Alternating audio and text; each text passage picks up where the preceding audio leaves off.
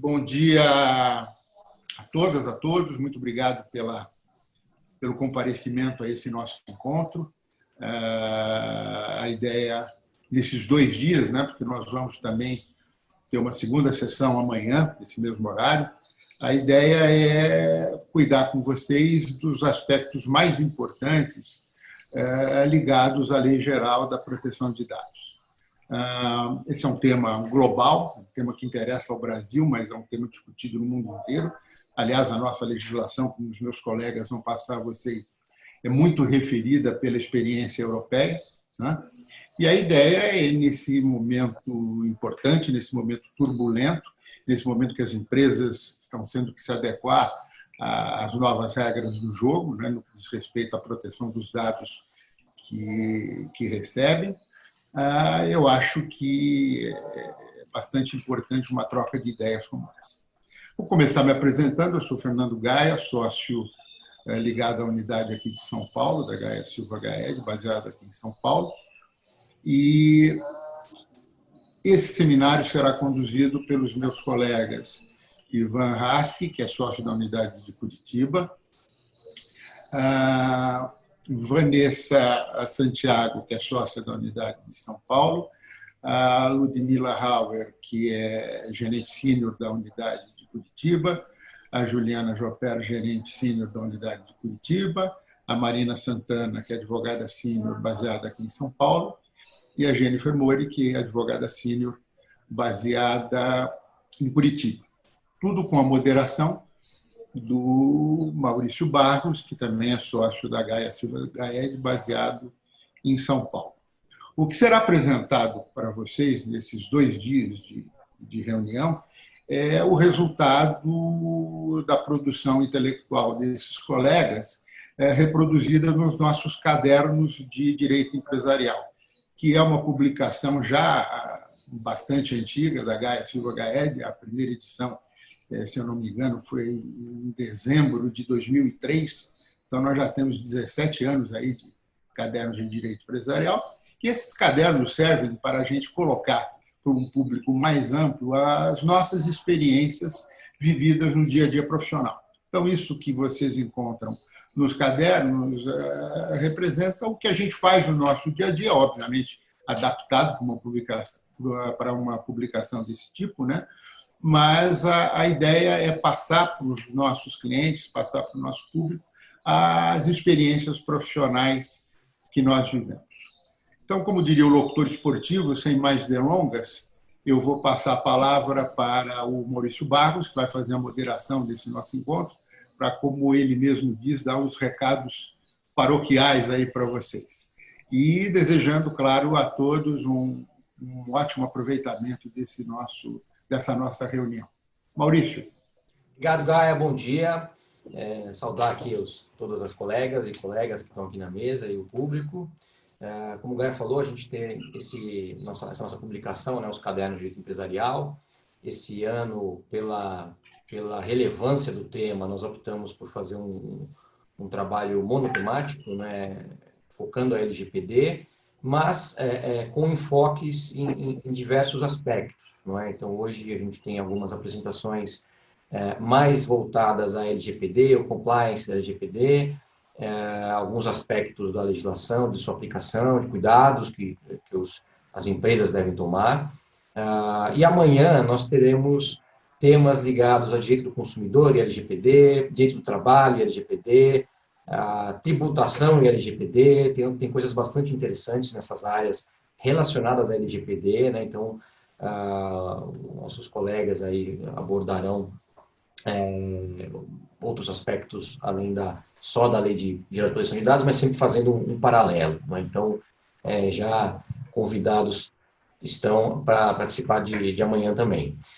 E os recados paroquiais, nós temos abaixo da nossa tela, né, e de todos os espectadores também, alguns ícones, né? Então, um deles ali é o Q&A, QIA.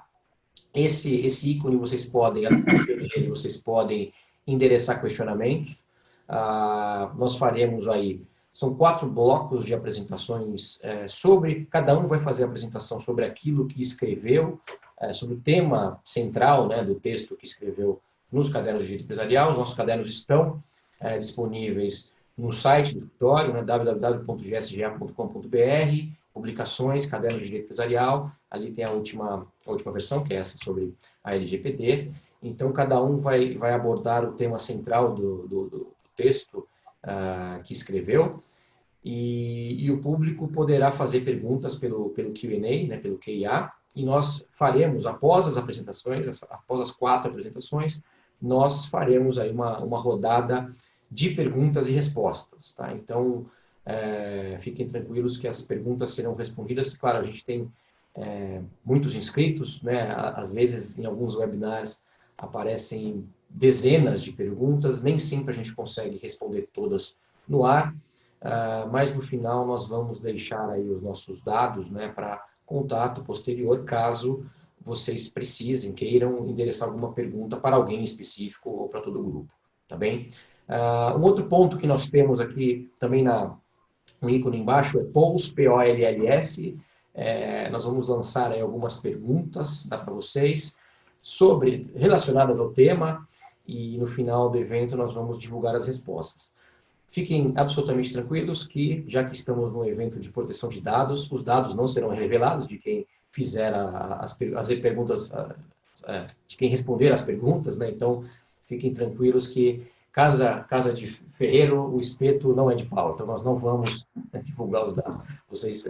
A resposta é totalmente sigilosa, tá? Então, fiquem à vontade caso queiram responder ou não, tá? Bom, então acho que esses são os recados. Eu pediria aos palestrantes que não estiverem falando que deixem os microfones no mudo, já vi que todos estão muito bem. Então já passo a palavra aí para o meu colega Ivan Hassi para fazer a primeira apresentação. Ivan, é com você. Obrigado. Obrigado, Maurício. Bom dia a todos, obrigado pela presença em nosso evento. Até me recordei aqui agora, quando a gente começou a preparar esse caderno empresarial, meio de outubro, setembro do ano passado, mais ou menos, e parecia tão distante a LGPD, e até quando eu coloquei o tema do artigo, a LGPD chegou, e agora o que fazer, chegou mesmo, né? Agora, então, temos que ver o que fazer em relação à LGPD. Falando um pouquinho em relação à vigência dela, teve algumas alterações recentes em relação a isso. Nós temos a Lei 13.709 lá, que foi editada em 2018, prevendo a vigência em 24 meses, ou seja, sexta-feira que vem, 14 de agosto de 2020. Discutiu-se muito isso, a lei nessa decorrência, em dezembro de 2018, criou a ANPD, que foi a Autoridade Nacional de Proteção de Dados, que ela tem como objetivo zelar pela observância da proteção dos dados, elaborar diretrizes para a Política Nacional de Proteção dos Dados, fiscalizar e aplicar as sanções que venham a ser infringidas, promover a população, o conhecimento das normas e editar as regulamentações e procedimentos da LGPD. Bom, essa autoridade nacional ela foi criada em 2018, mas até agora ainda não foi plenamente preenchida. Ela é composta por 21 membros, porém ainda não está completa. Ela tem algumas pessoas já eleitas para ela, mas não está ainda completa. Em relação à vigência, teve daí o que aconteceu. Até por conta da pandemia que ocorreu no mundo inteiro, teve um projeto de lei do senador Anastasia, que foi convertido em lei em junho de 2020, que prorrogou a vigência a postergação das aplicações das sanções. Então, o que já tem hoje? A lei, as sanções aplicáveis à LGPD só podem ser aplicadas a partir de 1º de agosto de 2021. Então, só daqui a um ano. Contudo, teve uma medida provisória, a 959/2020, que posterga também o início da vigência para 3 de maio de 2021, ou seja, praticamente daqui a 9 meses. Tá? Então, nós temos a lei que foi feita em 2018, com uma previsão inicial de vigência em agosto de 2020. As sanções só se aplicam a partir de 1º de agosto de 2021, e esse projeto de lei, essa medida provisória, ela também transfere o início da vigência para 3 de maio de 2021. Contudo, ainda é uma medida provisória que ainda depende de conversão em lei, ela tem até o final deste mês para ser convertida em lei, e ontem teve um parecer do deputado Damião Feliciano, parecer preliminar de plenário, no qual ele analisou a medida provisória, e nesse parecer ele não concorda com a prorrogação da vigência. Então, essa MP trata de outros temas, também de benefício emergencial por conta da pandemia, e também tem um artigo que trata da postergação da vigência da MP, da LGPD, para maio de 2021. Só que eu analisei ontem esse parecer, o parecer não recomenda que seja transferida a vigência dela. Ele fala no parecer, inclusive, que a lei já tem um certo tempo, é a posição do mundo, por conta que o Brasil também se adequa à LGPD, vai já ter 2 anos para se adaptar, as sanções já estão transferidas para início em agosto de 2021, então não tem por que postergar também a vigência do início da lei, para maio de 2021. Então, é bem provável que se essa MP vier a ser convertida em lei, que ela não venha a postergar a vigência. Com isso, aí vai voltar a lei a vigente a partir da semana que vem, com a aplicação das sanções a partir de agosto de 2021. Então, esse é o cenário atual. Vamos ter que aguardar até o final desse mês, se essa MP vai ser convertida ou não, se o Congresso vai mudar ou não esse texto, mas, pelo parecer, tudo indica que não vai ser mudado a vigência da LGPD.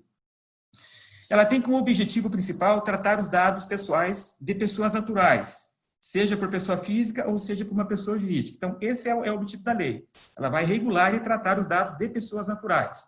Ou seja, dado de pessoa jurídica não está englobado na LGPD. Por óbvio, o dado da pessoa física, que representa uma pessoa jurídica, esse sim está englobado na proteção da LGPD. Então, ela vai como fundamento, direitos fundamentais de liberdade, privacidade, o livre desenvolvimento da pessoa natural. Então, esse é o objetivo da lei. E daí ela pega o que é dado pessoal? São informações relacionadas à pessoa natural, seja informação identificada ou identificável. Aí é um ponto importante. Eu posso ter pedaços de informações que, unindo elas, eu chegue à pessoa. Então, esses pedaços permitem identificar quem é a pessoa, também está sendo tratada pela LGPD. Se eu tiver, por exemplo, só a data de nascimento e o sexo, eu não consigo, é dado de pessoa natural, por óbvio, mas eu não consigo chegar a quem pertence aquele dado. Então, esse dado vai poder manter uma necessidade que eu venha ter na minha atividade e tudo mais. Agora, se tiver o nome, o e-mail, ou só o endereço, eu não posso ter, esse dado tem que ser tratado pela LGPD. Então, ela é uma evolução, essa atualização é uma evolução para o mundo digital. Ela impõe aos seus usuários uma nova e revolucionária forma no tratamento e no controle desses dados pessoais, dessas pessoas naturais. Como até o próprio Guerra já falou no início, ela foi elaborada com base na GPDR, que é a Regulamentação Geral de Proteção de Dados, vigente já na comunidade europeia. Essa GPDR foi idealizada lá em 2012, foi aprovada em 2016, com vigência a partir de 2018. Então, essa GPDR já está vigente há 2 anos na comunidade europeia. E a nossa LGPD foi baseada nessa GPDR, tem grande parte dela é uma cópia, ou muito similar à GPDR. Qual o direito que o titular tem sobre os dados?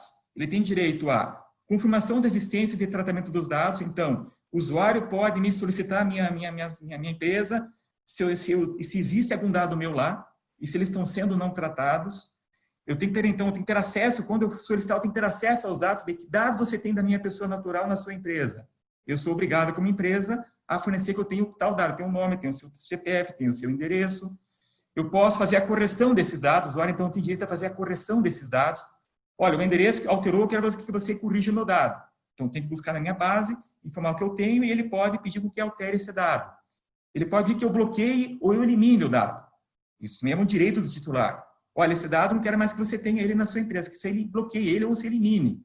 Ou até no caso, não quero mais que você seja meu prestador de serviço, quero que você transfira meus dados para um outro prestador de serviço. Então, eu tenho como empresa, tenho que transferir os dados para outro prestador. E como a gente falou, eu posso também eliminar. Se eu não tiver alguma imposição legal que tem que manter aqueles dados, eu tenho que eliminar esses dados da minha base de dados. Por exemplo, prestei serviço para uma pessoa física, emitir nota fiscal. Então, aqueles dados, por óbvio, por uma imposição legal, eu não posso eliminar o nome que está na nota fiscal, o RG, CPF, endereço. Mas eu tenho também na minha base, por exemplo, tenho lá a data de nascimento, o nome da mãe, o nome do pai. Esses dados eu não tenho por que mais manter na minha base. Eles não são necessários para mim. Então, eu sou obrigado, nesse caso, a eliminar esses dados que não forem necessários. Isso é uma imposição da lei. Um exemplo que eu trago para a gente exemplificar um pouco da complexidade da LGPD pegar um exemplo bem simples. Pegar um estudante que está cursando uma faculdade de engenharia e quer fazer um estágio. Então, ele prepara o currículo dele, claro, com dados naturais, dados da pessoa dele, dados que são privados, e começa a espalhar esse currículo pelas empresas de engenharias do mercado. Ou ele manda por e-mail, ou ele deixa na recepção da empresa de engenharia, e esse dado está dentro da empresa, e a empresa recebe o dado, o escritório de engenharia recebe o dado e espalha, seja para o RH, seja para o diretor, para o gerente, para que ele, olha, chegou um currículo novo, quer dar uma olhada? Então, veja, esse currículo que começou na recepção já está espalhado para o gerente, para o RH, já está espalhado para o diretor, para um colega do lado, então já está disseminado por vários departamentos da empresa. Vamos supor que o usuário lá atrás chega e fala, lembra aquele currículo que eu mandei para você? Eu quero que você elimine ele da tua base de dados.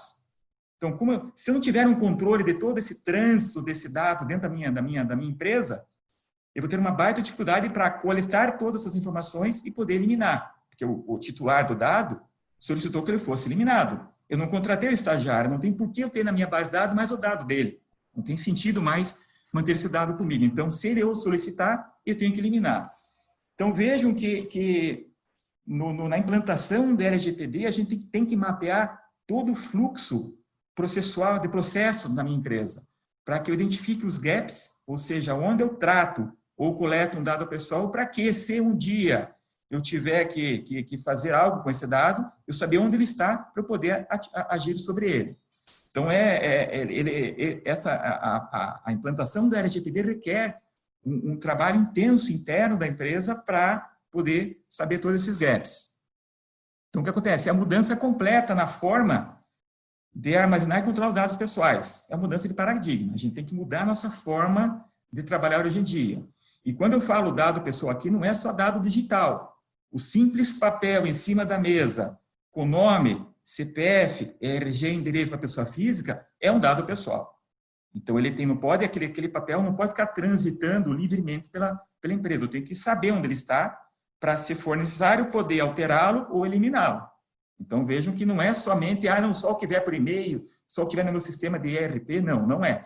Qualquer dado, seja, qualquer forma que aquele dado esteja disponível para mim, eu tenho que cuidar dele para que eu possa dar o devido tratamento quando for necessário. Então, toda relação jurídica que envolva qualquer manuseio desse dado tem que ser cuidada. Com o objetivo de o quê? Como eu já falei inicialmente, é proteger a privacidade da pessoa natural. E o problema qual é hoje? É no mundo que hoje está altamente tecnológico, onde a informação circula em altíssima velocidade. Então, esse é quando eu vejo e-mail, já foi para 3, 4, 5, 6 pessoas, eu já perdi o controle daquele dado. Vou ter que mudar a minha forma de receber os dados pessoal. Eu não posso mais hoje receber um currículo por e-mail ou que deixado na minha caixa, na minha recepção da minha empresa. Não posso mais. Eu tenho que cuidar dessa forma para que eu tenha o controle daquela recepção, tenha autorização expressa daquele estagiário, no caso, aquele pretenso candidato, para que eu possa ter aquele dado dele. E, claro, qualquer falha nesse processo pode acarretar consequências indesejadas para o operador ou controlador dos dados. Então, a empresa pode ser punida se esse dado, porventura, vazar para o mercado, alguma coisa assim. Aquele estagiário deixou comigo e falou, olha, o dado que eu deixei com você vazou. Eu quero uma responsabilização por conta disso. E o que acontece? A lei, ela aplica sanções pesadas. A sanção pode chegar até 50 milhões de reais por evento.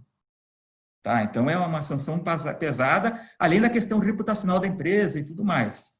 Mas, falando só da lei em si, ela tem uma multa bem pesada se, porventura, acontecer, ou não tratar adequadamente, ou acontecer algum dano com aquele dado pessoal.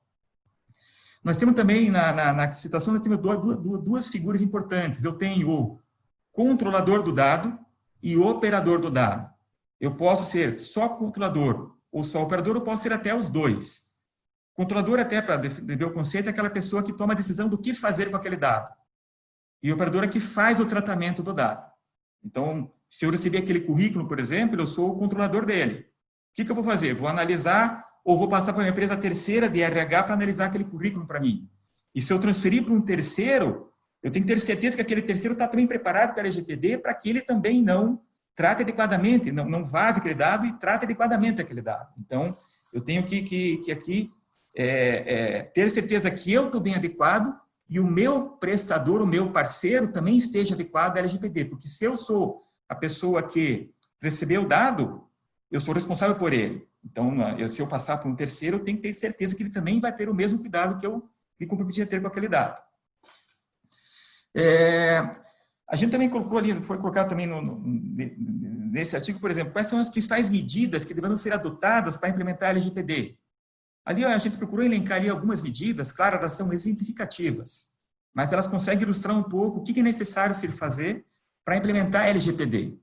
Uma questão que é muito importante é o apoio irrestrito da administração da empresa. A administração está engajada em aplicar a LGPD adequadamente na sua empresa. Por que isso? Para que as pessoas envolvidas no processo tenham engajamento adequado. Porque a gente trabalha com pessoas, então eu tenho que ter certeza que todas aquelas pessoas que estão envolvidas na minha empresa e tal, estão tratando adequadamente o dado. Não estão deixando aquele currículo, no exemplo lá, livremente solto em cima da mesa, estão cuidando para que não se passe para outras pessoas o dado sem que se tenha um controle sobre isso. Então, é importante que a administração se engaje também, apoie esse processo da LGPD.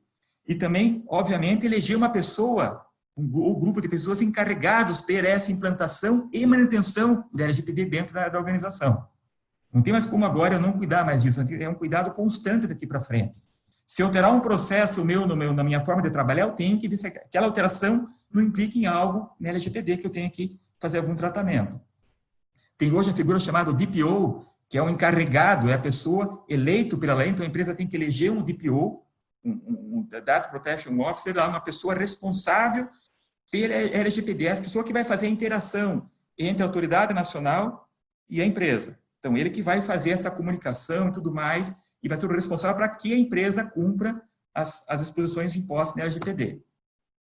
Então, claro, essa pessoa deve ter livre acesso à empresa, ele tem que ter fácil acesso com as pessoas que estão envolvidas na empresa, conhecer muito bem o processo da empresa, conhecer os sistemas que a empresa utiliza para quê? Para que ele possa constantemente ficar vigiando a aplicabilidade da LGPD dentro da empresa.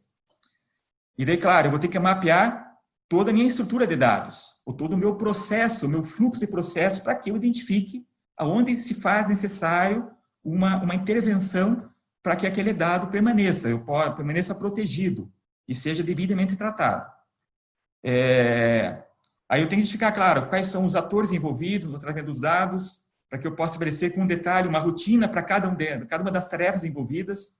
Nessa tarefa, o que é feito com o dado pessoal? É feito tal operação. Perfeito. Então, eu tenho que mapear tarefa por tarefa para saber o que está sendo feito, porque se porventura aquele usuário originário perguntar o que você fez com o meu dado, onde que está o meu dado, eu tenho que ter condições de saber o que foi feito e para eu poder entregar a informação adequada para ele. Que ele tem é um direito dele, a qualquer momento, solicitar que a empresa fale o que ele fez com o dado pessoal e em que estado está esse dado pessoal.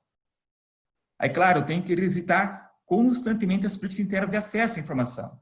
Eu não posso mais deixar o dado livremente acessível para qualquer usuário do escritório ou da empresa que eu estou trabalhando. Por quê? Porque eu tenho que ter controle que esse dado não vá vazar. Pode acontecer, por exemplo, eu tenho um monte de dados pessoais de pessoas físicas e um colaborador pega esse dado e vende no mercado. Ele nem deveria ter acesso a esse dado e acabou vendendo no mercado no banco para fazer marketing, seja lá o que for. Então, eu tenho que revisar minhas políticas internas para que eu restrinja ao máximo o acesso ao dado pelas pessoas que não deveriam ter esse acesso. E, claro, mapear as ferramentas e os dispositivos que eu utilizo para trabalhar com aquele dado, compreender muito bem o business da empresa, saber o que eu faço, a forma de eu trabalhar, para que, quando eu fizer o mapeamento, conseguir ver claramente onde que o dado está e como é que ele está sendo trabalhado. Identificar, analisar e avaliar os riscos envolvidos, contemplar todos os aspectos técnicos, as bases legais, porque, veja bem, via de regra, eu tenho que ter um motivo para ter aquele dado comigo. Um dos motivos pode ser o consentimento. A pessoa titular dela consentiu que eu tivesse aquele dado comigo. O outro pode ser uma base legal. Para eu fazer tal trabalho, eu tenho que ter o dado pessoal. Para emitir uma nota fiscal para a pessoa, eu tenho que ter o dado dele. Então, eu tenho que identificar quais são, qual a base que me possibilita ter aquele dado.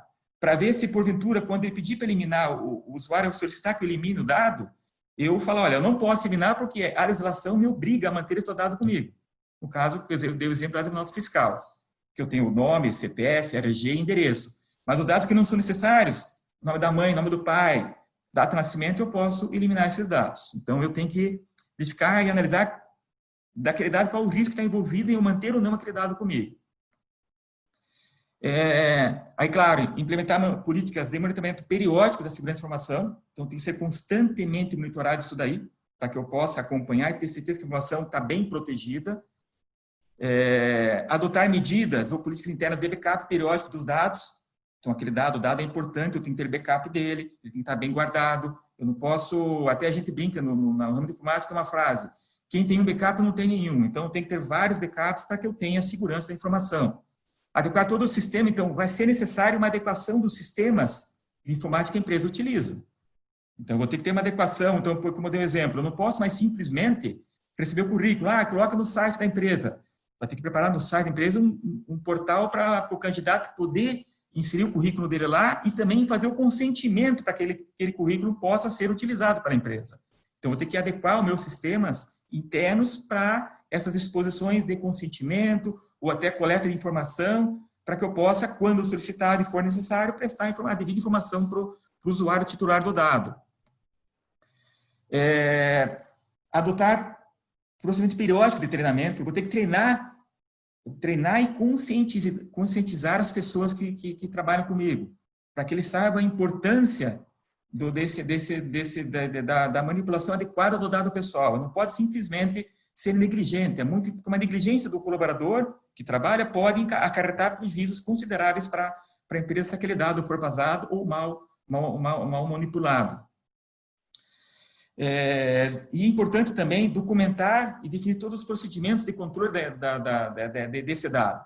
É importante estar tudo mapeado e documentado, para que se houver alguma alteração lá na frente, eu possa saber exatamente o que mexer. Ou, porventura, se acabar acontecendo um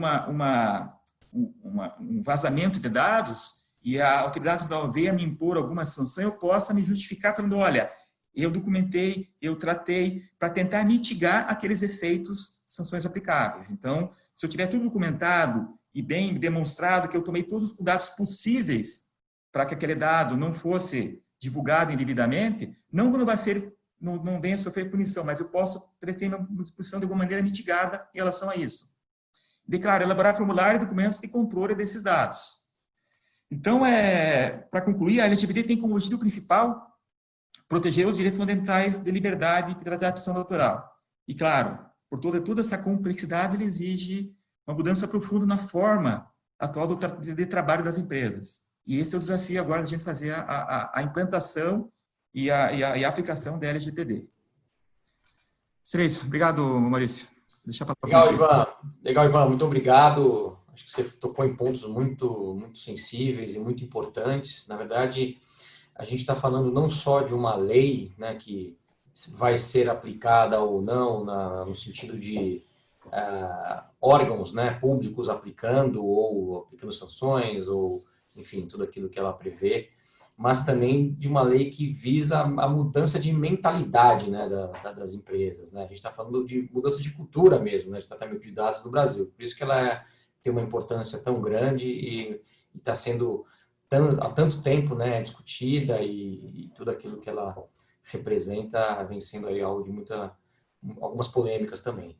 E aí, mudança de cultura, adaptação nas empresas, a gente fala de mapeamento de riscos, né? Então, eu vou passar a bola aqui para a Vanessa e para a Marina, né, que vão tratar desse assunto, trataram desse assunto no texto e vão tratar dele agora para o nosso evento aqui.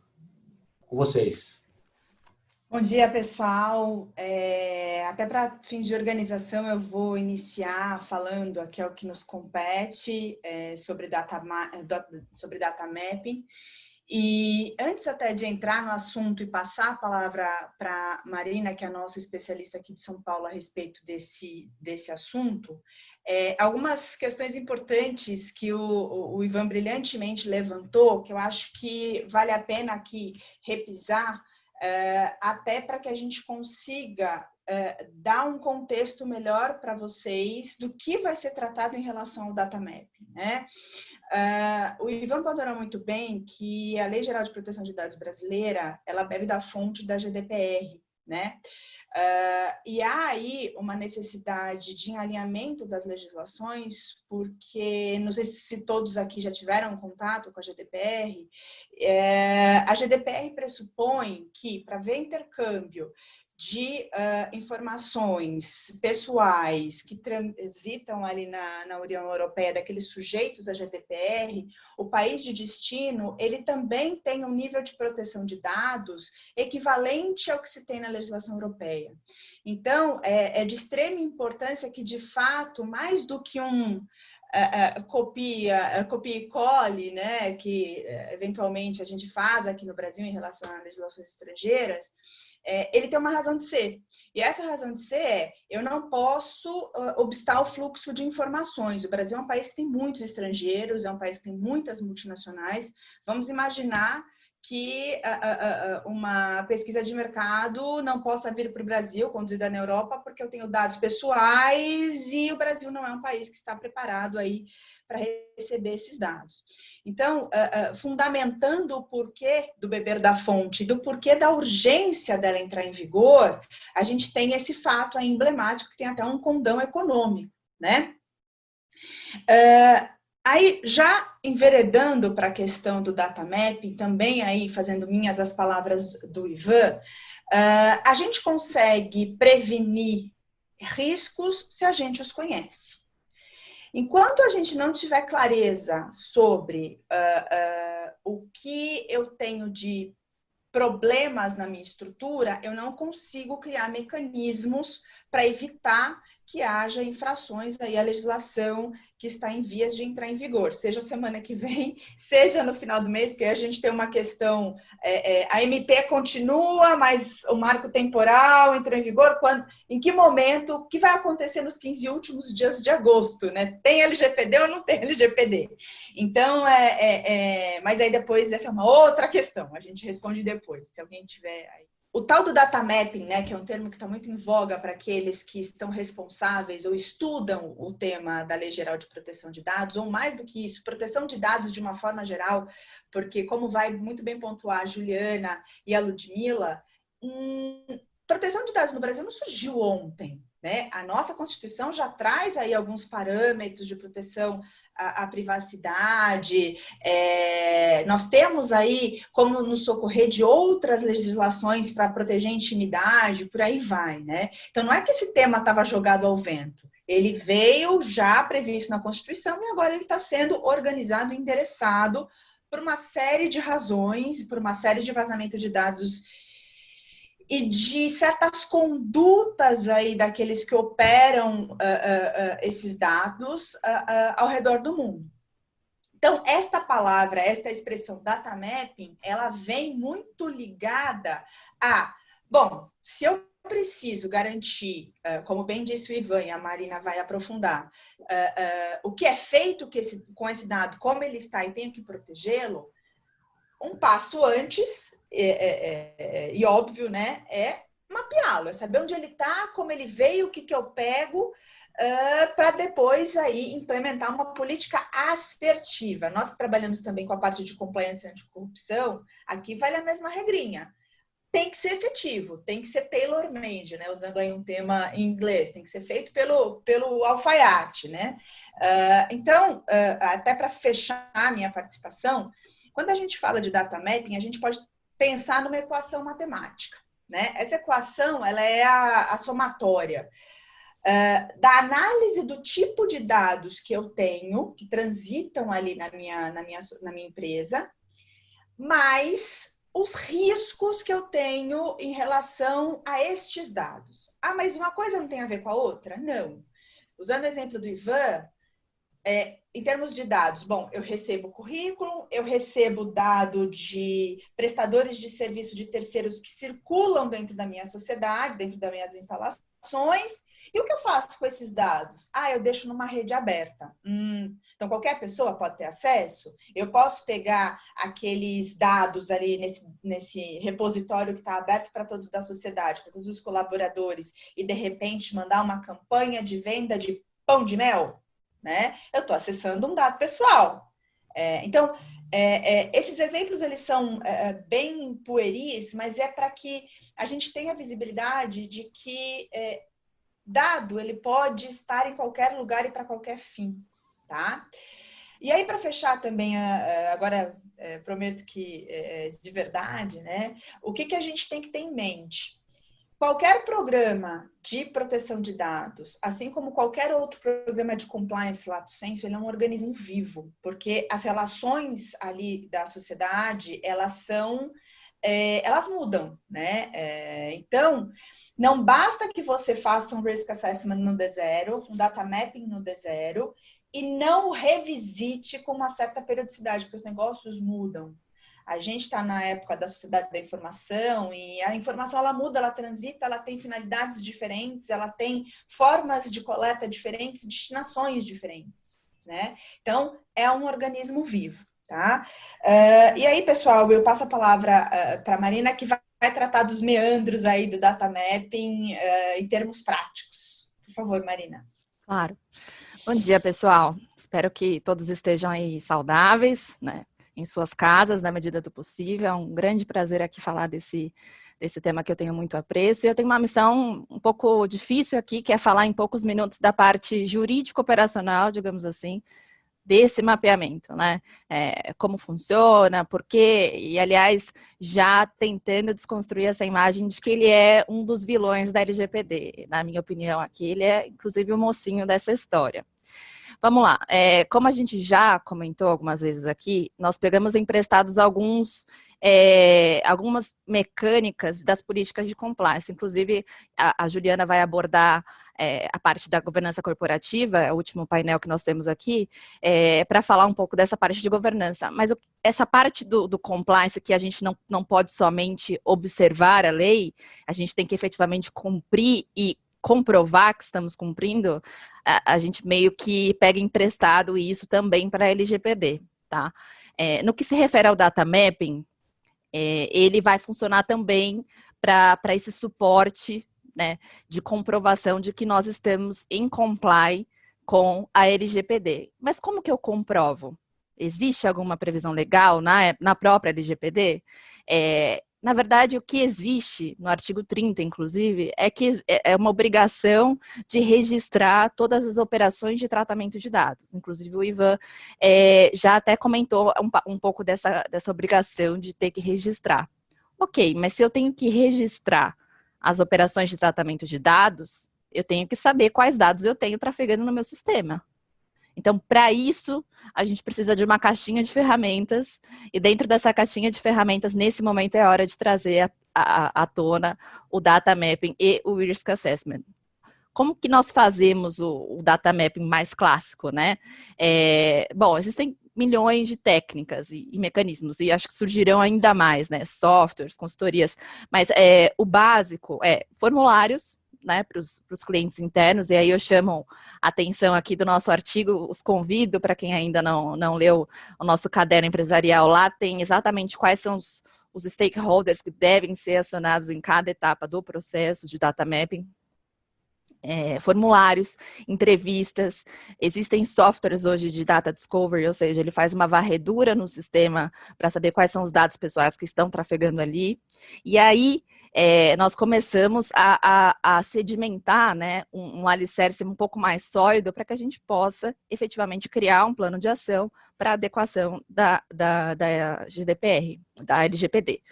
Isso significa que o data mapping é o queridinho de qualquer DPO ou encarregado, porque é dali que sairão todos os próximos passos, né? É dali que vai sair toda a implementação do programa de LGPD. Então, se vocês me perguntassem hoje por onde eu começo, né, que inclusive também é um pouco do artigo do Ivan, pelo data mapping, tá? Por quê?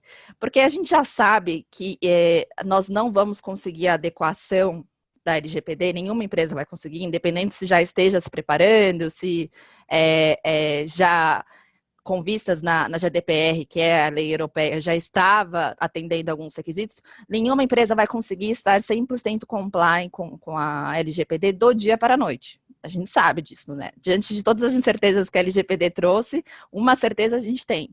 ninguém vai conseguir 100% do dia para a noite. Então, o que vai precisar ser feito? Vamos precisar priorizar os passos, né? As próximas ações, fazer um roadmap aí de o que nós vamos fazer primeiro, o que nós vamos priorizar. E o data mapping vai servir como bússola para isso, do DPO, né? Ele vai dizer, olha, aqui tem mais risco, né? Aqui a gente mexe um pouco mais com dados pessoais, então vamos fechar mais o cerco, blindar mais aqui. Ou até mesmo, o data mapping pode trazer informação de que, por exemplo, eu estou coletando dado que eu nem precisava coletar. E aí você direciona, você orienta o programa de adequação conforme o risco que você tem. Então, o data mapping é fundamental, porque com o data mapping você consegue visualizar os riscos, né, que é o risk assessment, e mitigar. Como é que eu mitigo? Com a implementação do programa de adequação. E aí, eu trouxe aqui para vocês, que também está no nosso artigo, algumas perguntas que devem ser respondidas, né, nessa fase de data map. Então, por exemplo, quais são os dados que a gente está coletando? Qual é a finalidade dessa coleta? A LGPD, ela traz um rol ali taxativo das bases legais que você pode legitimar a coleta de dados. Então, consentimento do titular, contrato, obrigação legal. A gente está adequando essa coleta à base legal dela? Existe uma combinação da base legal para a coleta? Se não existe, estamos fazendo errado. Então, essa é uma das perguntas, né? Qual é a base legal? Esses dados, como esses dados vão ser armazenados? Vai ser nuvem? Vai ser servidor próprio? Aí tem aquela implicação também que já foi falada do servidor. Esses dados estão seguros? No eventual vazamento de dados, como é que a gente procede? Já tem que ter no plano ali de adequação essa previsão de como será feita, quais serão as medidas adotadas no eventual vazamento de dados. Então, pessoal, basicamente, tentando sumarizar, o data mapping é o mocinho da história, não é o vilão, e ele vai servir para orientar o DPO nessa priorização de riscos, para focar o recurso, o esforço, o investimento. A gente sabe que a adequação da LGPD vai custar caro para as empresas.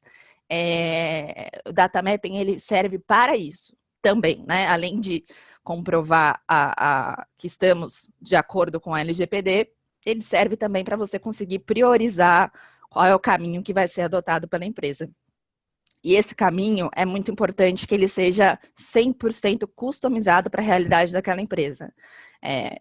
Ainda trazendo o conceito do compliance, né, da lei anticorrupção, hoje em dia o que a gente vê muito nas empresas são políticas muito genéricas, é quase a mesma para todas as empresas, com algum outro diferencial. Na LGPD, isso não pode acontecer, ela tem que estar 100% customizada para a realidade daquela empresa. Isso significa que, como eu já mapeei todos os dados, eu sei todos os tratamentos que eu vou fazer, eu tenho que desenhar o programa de implementação com base nessas informações. Eu não posso simplesmente, a partir daí, fazer algo genérico.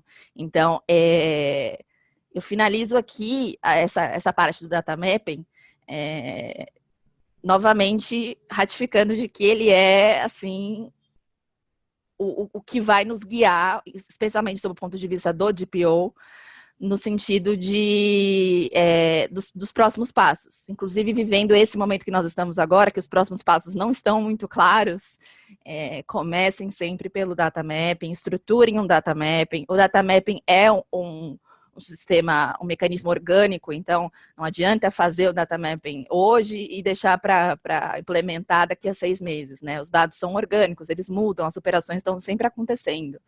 Então, é importante que as empresas já comecem, se não já começaram, a implementar pelo data mapping. Ok, pessoal? Então, as dúvidas aí eu deixo para o final. Agora, eu vou passar a palavra para a Ludmila, que vai falar um pouco dessa base legal do consentimento para a coleta e tratamento de dados. Pessoal, deixa eu só fazer um comentário aqui. Obrigado, Marina e Vanessa. São excelentes pontos. Você falou agora, né? Estão falando de implementação, etc. E justamente uma das nossas perguntas aqui era sobre a implementação da LGPD, né? Se você já iniciou a implementação da LGPD. E aí aqui a gente tem, ó, que interessante, 51% dos entrevistados aqui do público não iniciou ainda. Então, realmente, é um percentual preocupante, né? Já que a gente está aí em vias de ter o início da vigência, né? E agora vou lançar mais uma pergunta aqui para o público, tá? Com relação aí à preparação para implementar a LGPD, né? Se sente pouco preparado ou muito preparado, de 1 a 5. E aí, só para lembrar, pessoal, a gente tem várias perguntas já aqui no Q&A, nós vamos respondê-las no final das apresentações, tá bem? Então, fiquem tranquilos aí que a gente vai responder as perguntas. Vou passar a bola agora para a Ludmila. Ludmila, com você. Obrigada, Maurício. Bom dia a todos, né? Obrigada pela presença. Então, o artigo que eu vou comentar tem justamente como título, né, o tratamento de dados sem o consentimento do titular. Quando o assunto é LGPD, ouve-se muito sobre o consentimento do titular e como se ele fosse obrigatório e como se fosse o único caminho para autorizar o tratamento de dados. E ainda, muitas vezes o consentimento ele é supervalorizado como se ele garantisse um tratamento de dados mais amplo e mais livre. E como vocês vão ver ao longo dessa breve exposição, isso não é verdade. Então, o consentimento de tratamento de dados pelo titular é somente uma das hipóteses autorizadoras dos tratamentos de dados, né, previstas na LGPD. Ela traz, então, bases legais, outras hipóteses para que esses tratamentos sejam realizados. Então, a gente tem elencados ali, primeiramente vem o consentimento do titular, depois o cumprimento de uma obrigação legal ou regulatória, a execução de políticas públicas por parte da administração pública, a realização de estudos por parte de órgãos de pesquisa, execução de contratos ou de procedimentos prévios aos contratos, né, desde que isso seja um pedido do próprio titular dos dados, ou seja, o titular deu início àquela relação contratual. O exercício regular de um direito em processos, e aí sejam processos judiciais, processos administrativos ou arbitrais, e aí um exemplo simples é porque provas vão ser produzidas, né, dados que venham daquelas provas produzidas em um processo, eles já estão autorizados, né, de serem tratados. Outras situações relacionadas à proteção à vida ou incolumidade física do titular ou até mesmo de terceiro, tutela da saúde, mas aí autorizando o tratamento de dados somente pelos profissionais da saúde, né? Outras questões relacionadas, então, ao interesse legítimo do controlador ou de terceiro. E aí, nesse ponto, a própria lei deixa expressamente, desde que respeitados direitos e liberdades fundamentais do titular. E aí eu faço o link com o spoiler da Vanessa, naquele sentido de, né, já trazer aí um conceito constitucional, os direitos fundamentais que estão previstos na nossa Constituição. E, por fim, também, tratamento de dados relacionados à proteção do crédito, tá?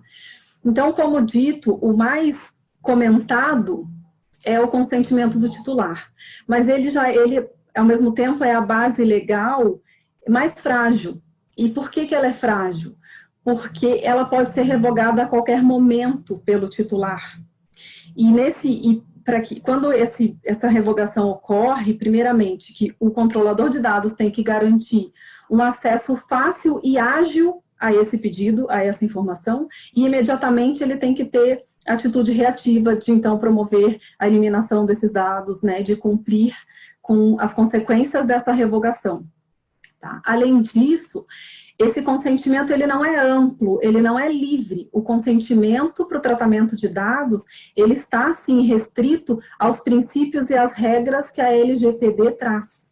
Então, se o consentimento for muito amplo e violar esses princípios, ele facilmente vai ser questionado e muito provavelmente ele vai ser invalidado. E um outro ponto importante para a gente destacar aqui é que a LGPD, ela também traz muitos conceitos, muitos princípios do Código de Defesa do Consumidor. E dentro desses princípios, ela tem, sim, uma tendência de, em muitos momentos, tratar o titular de dados como hipossuficiente. E o ônus da prova vai sempre voltar para os agentes de tratamento. Então, vai caber aos agentes de tratamento mostrar que é um consentimento legítimo, que é um consentimento sem nenhum tipo de vício, e muitas vezes essa prova pode ser muito difícil. por essas razões que a gente entende que o consentimento é uma base legal frágil, porque o controlador não tem, de fato, o controle, né? Desculpa o trocadilho, mas ele não tem o controle. Quem tem o controle, né, do limite de tempo, principalmente para tratamento desses dados, é o próprio titular. Uma outra base legal que é interessante a gente comentar é o interesse legítimo do controlador ou de terceiro. Esse aqui é um conceito amplo, a lei não trouxe, né, um conceito fechado, mas melhor determinado. Então, muitas vezes, se a gente não consegue enquadrar aquele tratamento às outras bases legais, muito provavelmente ela possa se enquadrar aqui. Mas para se enquadrar aqui, muitos cuidados também devem ser tomados. Os limites da LGPD, limites constitucionais, né, que ela traz, os direitos, então, como eu já mencionei, fundamentais de liberdade do titular. E também cabe ao próprio controlador mostrar qual é o legítimo interesse que eu tenho em tratar esse dado. Ele tem que estar atrelado, essa necessidade de tratar esses dados, ela tem que ser comprovada, tem que estar atrelada àquela atividade, tem que ser uma atividade ilícita. Então, por isso também que incluir aquele tratamento, né, adequá-lo a essa base legal, depende de uma análise muito criteriosa. Ela pode acontecer, mas ela é delicada de se chegar, existem vários critérios, né, procedimentos para que você possa adequá-la a essa base legal de uma forma segura. E aí, assim, uma vez adequado aquele tratamento a uma base legal, só isso já não te garante segurança. Então, eu tenho uma base legal legítima, adequada, eu estou seguro, então está justificado por que eu vou coletar aqueles dados. Mas os passos seguintes, a execução desse tratamento é muito importante. E aí, então, retomando, lembrando que esses princípios, que essa execução também vai estar atrelada a todos os princípios que a LGPD abraça. Então, a gente tem princípios constitucionais como princípio de honra, intimidade, privacidade, liberdade de expressão, né? Todos esses princípios são definidos expressamente ali. Princípio da boa-fé, que é um princípio que abraça, acho que a maior parte das relações jurídicas, né, do nosso ordenamento, e os princípios próprios da LGPD. E aí vale a pena a gente mencionar alguns desses princípios. Então, o primeiro deles é o princípio da necessidade, da adequação e da finalidade. O controlador, ele precisa demonstrar o propósito do tratamento daquele dado e não extrapolar. Então, não posso pedir dados que excedam aquela necessidade. Aquela necessidade de tratamento tem que ser justificada. Um outro ponto importante, como o Ivan já tinha também mencionado, vários exemplos, é garantir acesso ao titular com qualidade, com transparência sobre os dados que aquele controlador possui. Então, ele tem que ter um fácil acesso, ele tem que saber que dados estão ali, tem que conseguir facilmente pedir uma adequação, uma eliminação, uma correção desses dados, uma complementação. Isso é bem importante. Um outro ponto importante também é a gente tratar sobre a questão da segurança e da prevenção. São dois princípios que são bem focados, que têm previsões também rígidas na LGPD. Então, cabe aos agentes de tratamento garantir a segurança daqueles dados. E nós sabemos que vazamentos e perdas de dados, infelizmente, acontecerão. Mas, no momento... cabe, então, de novo, naquele sentido de ônus da prova, né? Cabe ao controlador demonstrar que ele tomou todas as cautelas para evitar, que ele agiu de forma preventiva, que ele se socorreu naquele momento a tecnologia disponível a ele para tentar minimizar, né? Ou para tentar evitar esse evento. Tá, ok? Então, um ponto importante também, o Ivan também já deixou isso muito claro, é essa questão. Se a gente avaliar as sanções da LGPD, elas são muito severas. E não só analisando para a questão do valor da multa, para o impacto financeiro que essas sanções causam, porque, via de regra, existem outras sanções que são obrigações de fazer impostas àquela empresa, que muitas vezes pode trazer um prejuízo devastador, prejuízos que dificultam, às vezes, a continuidade daquela atividade, ou até impedem a continuidade, né? Tamanha é o dano à imagem, à reputação daquela empresa. Então, a mensagem, né, que a gente tentou passar no conteúdo desse artigo era justamente que o consentimento do titular não é o único caminho, não é obrigatório.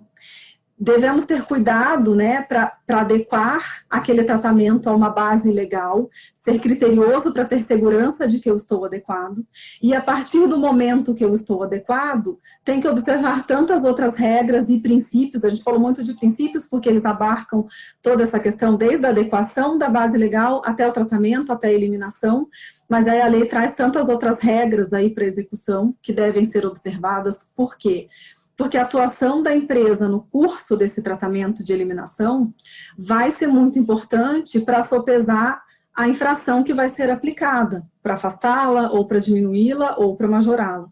Então, e além disso, bases legais, então, como o consentimento, como o interesse e o legítimo interesse, são mais voláteis, são mais frágeis. E não quer dizer que eles não possam ser utilizados, mas precisa de uma atenção, de uma análise prévia mais criteriosa, para que eles possam ser, então, definidos como a base legal para aquele tratamento.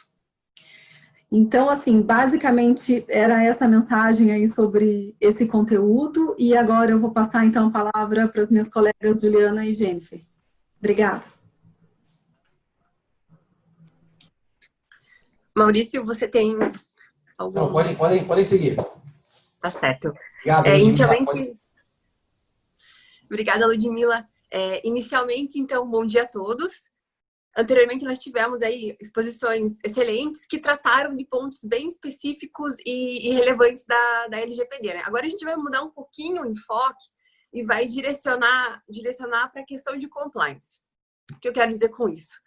Se nós fizermos uma comparação entre os temas LGPD e compliance, relativamente ao surgimento, né, na nossa legislação, é possível perceber que ambos decorreram da necessidade de uma mudança de cultura, né, como já foi apontado anteriormente hoje, inclusive. E essa mudança de cultura acabou sendo impulsionada por uma necessidade internacional. O tema de corrupção, ele foi inserido na nossa legislação justamente para atender a uma pressão internacional no combate à corrupção pelo mundo. E foi diante desse cenário que o Brasil se viu obrigado a ter uma lei própria sobre o tema, inclusive para proteger o desenvolvimento econômico no país. Isso porque, por exemplo, as multinacionais passaram a negar a contratação de empresas que não aderissem aos seus programas de compliance e não tivessem os seus próprios programas. Então, foi por conta dessa necessidade que nós tivemos aí a criação da Lei Anticorrupção, né, Lei 12.866 de 2013, e, em decorrência dela, o surgimento do programa de compliance. Então, esse programa veio justamente como uma forma de garantir a conformidade das empresas com as exigências da lei. Uma vez que, por meio desse programa que estabelece mecanismos e procedimentos, é possível, então, cumprir a legislação, mas inserindo isso dentro da cultura, né? Da cultura corporativa. E hoje é um movimento similar que nós estamos verificando com relação à LGPD. Novamente, nós estamos diante de uma necessidade mundial, só que agora voltada para a proteção de dados pessoais. Principalmente e em razão da evolução tecnológica, do aumento da utilização dos dados pessoais, né, um comércio digital, que nós vimos que esses dados se tornaram um ativo econômico muito importante no mercado. Então, foi essa crescente prática de comercialização desses dados e sem qualquer limitação que trouxe uma necessidade de criar leis específicas, né, para proteger os titulares desses dados. Então, especificamente com a entrada de vigor do Regulamento de Proteção de Dados Pessoais Europeu, né, a GDPR, como já citado, o Brasil, então, mais uma vez, para não ficar de fora, sentiu a necessidade de também ter uma lei específica para essa finalidade. Então, em decorrência disso, nós tivemos aí, em 2018, a publicação da LGPD. Então, hoje nós temos uma lei que estabelece que qualquer operação de tratamento de dados pessoais, independentemente de ser por parte de empresas privadas, por entidades públicas, independentemente do porte ou da área da atuação, elas terão que se adequar às novas regras estabelecidas, ou seja, não dá para ficar de fora, né? A gente vai ter que buscar o meio de se adaptar. E para que essa adequação possa ser feita de uma maneira efetiva, nada mais indicado do que utilizar o próprio programa de compliance, que vem sendo usualmente implantado nas empresas, justamente como uma medida preventiva para focar também na conformidade com relação à LGPD, né? A gente vai passar a ter essa exigência. E, então, da mesma forma como ocorreu em relação à lei anticorrupção, que a comprovação de medidas adotadas para afastar aquele risco de práticas de corrupção acaba funcionando ali como uma atenuante da penalidade que legalmente é prevista na lei, no caso da LGPD, igualmente, esse cuidado preventivo com a conformidade vai ser levado em consideração na hipótese de verificação de uma desconformidade, de uma infração. E é uma questão extremamente significativa se nós formos considerar o peso das penalidades que foram estabelecidas na lei, das sanções, né? E no que diz respeito a essas sanções administrativas comentadas pela Jennifer, e a gente já teve um pouquinho disso nas outras, né, nas palestras anteriores também, né, o que se falou muito foi da multa, né? É uma multa que pode realmente ser bastante relevante, é uma multa de até 2% do faturamento da empresa, ainda que limitada a 50 milhões, ela também é considerada por infração, então é uma multa bastante significativa. Nós temos outras penalidades também, como a suspensão do tratamento de dados, como a publicação da infração e várias outras. E essas penalidades, elas podem, inclusive, ser cumulativas, né? Mas eu queria trazer para vocês uma situação que vai além das penalidades, que é o dano à imagem, o dano que pode ser causado à imagem da empresa quando a gente está falando, né, da LGPD. A gente teve um caso que foi muito tratado na mídia, e foi bastante divulgado, que foi o caso da Netshoes, relativamente a um vazamento de dados. A Netshoes, nesse caso, fez um acordo com o Ministério Público, no qual ela se comprometeu a pagar uma multa de R$500 mil, bem como entrar em contato com todos os 2 milhões de consumidores que tinham tido seus dados vazados. Além de uma série de outras obrigações, inclusive a de adequação à LGPD. Certamente que se a ação civil pública tivesse ido para frente, os impactos seriam muito maiores, mas o que eu quero trazer aqui para a gente pensar é, quando uma empresa tem que entrar em contato com seus clientes, quando ela precisa falar para o mercado que ela teve um vazamento de dados, o peso que isso pode ter para a imagem dela. E muitas vezes esse peso vai ser vai ser pior para ela, inclusive financeiramente, do que a própria multa. Então a gente precisa começar a pensar na imagem da empresa e no impacto que a gente pode ter. Um ponto que a gente pode atentar aqui também é que quando aconteceu o caso da Netshoes, e como já foi falado hoje, lá a gente não tinha ainda a vigência da lei, até hoje nós não temos a lei, não entrou ainda em vigor, mas a gente já tinha várias decisões, nós temos o nosso judiciário apontando no sentido de uma proteção de dados maior. Então a gente já vinha obtendo um indicativo de decisões que se utilizaram de princípios da LGPD, ainda que ela não estivesse em vigor, e penalizando com base em outros diplomas legais, como o Código de Defesa do Consumidor. A gente, né, vai ter palestra especificamente sobre isso amanhã também. Então, vejam, já vem uma mudança de cultura no próprio Brasil. Um outro ponto que eu queria trazer para vocês, eu achei interessante para nível de conhecimento, a GDPR, ela fez 2 anos de vigência esse ano. E se a gente pegar o histórico das decisões da GDPR nesses últimos 2 anos, as maiores multas, elas não foram aplicadas para casos de vazamento de dados efetivamente, mas sim para aqueles casos em que as empresas não conseguiram demonstrar que elas tinham tomado os cuidados cabíveis. E isso fica muito em linha com o que a Ludmila acabou de falar, e é uma tendência que a gente passe a pensar assim também aqui nos nossos tribunais, porque já vinha também em linha com o que vem sendo entendido para os casos de compliance anticorrupção. Um outro ponto da GDPR era para aquelas empresas que também tiveram multas muito altas, as empresas que não tinham a base legal, ou era uma base legal insuficiente para a utilização do tratamento de dados. E isso vem muito em linha com o que a Marina explicou antes. Então, eu preciso ter esse mapeamento. É importante que eu saiba aonde esses dados estão entrando. É preciso que eu entenda qual é o meu tratamento de dados para eu poder especificar exatamente qual é a base legal. Então, vejam que essa mudança de comportamento, essa mudança de cultura, ela vem acontecendo não só internacionalmente, mas aqui no Brasil também. E quando a gente fala em compliance, né, esse termo compliance, ele vem do inglês e nada mais é do que estar em conformidade. Então, a gente precisa estar em conformidade com as regras da LGPD. Né? A Ludmila, ela falou muito bem ali sobre a questão da finalidade e da necessidade, eu não vou me prolongar nisso, mas quando a gente fala em conformidade, é isso, é estar em conformidade com o que a lei me pede. Então, se ela me pede finalidade e necessidade, eu preciso ser capaz de demonstrar que eu dei essas informações para o titular do dado, que elas eram claras, que elas eram precisas, que eu fiz o tratamento adequado, que quando ele me pediu a exclusão, a eliminação dos dados dele, eu fiz essa eliminação, claro, com aquelas ressalvas da exigência da lei, mas eu também tenho que estar preparado para ter esse dado durante o período de exigência da lei. A partir daquele período, eu também preciso, né, ter mecanismos de saber que eu preciso eliminar daquele momento em diante. Então, essas informações, elas vão estar num plano de adequação. Então, quando eu faço data mapping, ele vai me surgir com um plano de ação que vai ser a minha implementação, efetivamente, da LGPD na empresa. E nós precisamos saber que a empresa ela vai ter que responder uma série de perguntas. Né? Acho que o Ivan já comentou também muito bem isso no início.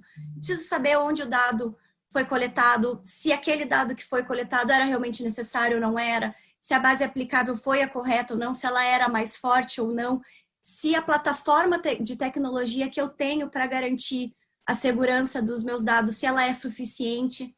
E vejam que as perguntas para essas respostas não vão ser necessariamente todas jurídicas. E por isso a gente fala muito em necessidade de uma equipe multidisciplinar. Então, o mercado fala muito que as áreas, né, que vão ser mais afetadas é TI e jurídico. Verdade, são áreas muito afetadas, mas a gente tem RH que é muito afetado, o marketing vai ser muito afetado. Então, quanto mais pessoas dentro da empresa entenderem do que se trata a LGPD, mais eficaz vai ser esse plano de adequação, menores vão ser os meus riscos. E já para fechar o nosso raciocínio aqui, pessoal, isso é muito importante ser entendido, porque nós não acreditamos que basta colocar cláusulas em contratos e ter uma política de privacidade. Isso ajuda, isso é importante, isso vai ser necessário, mas isso não é suficiente. Claro que também indo em linha com o que a Marina já explicou, a gente sabe que o Brasil é burocrático, que é custoso, então o mais importante é eu ter algum nível de adequação. A gente vai ter que avaliar empresa a empresa, qual é o nível de risco da empresa, escolher aqueles processos que são mais arriscados, os processos que exigem, né, que poderiam ter multas maiores. O importante é iniciar o processo, é iniciar essa adequação.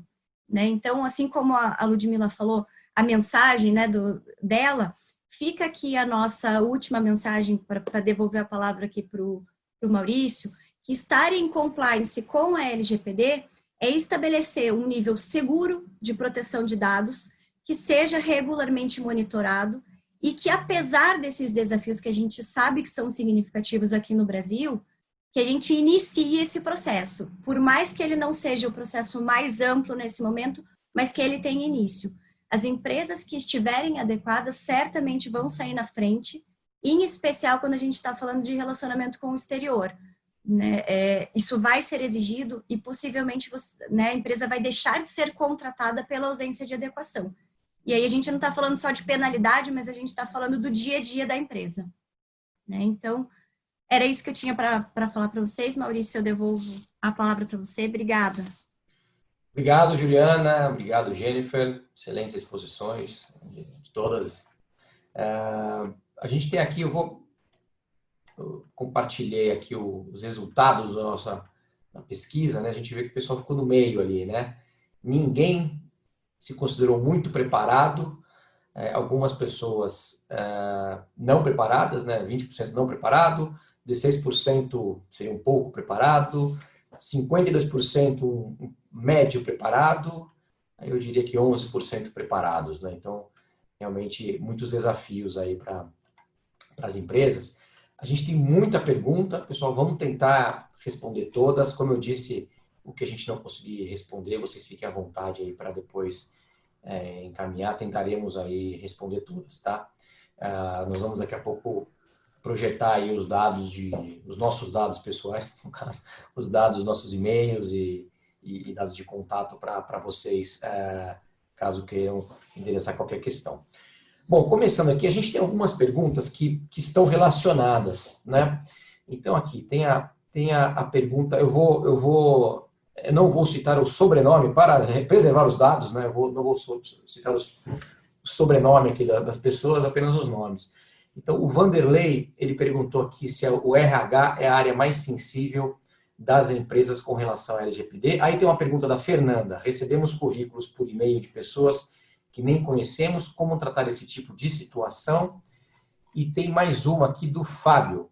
No caso do exemplo do currículo, e se algum funcionário receber o CV e manter na sua máquina, como a empresa vai ter conhecimento?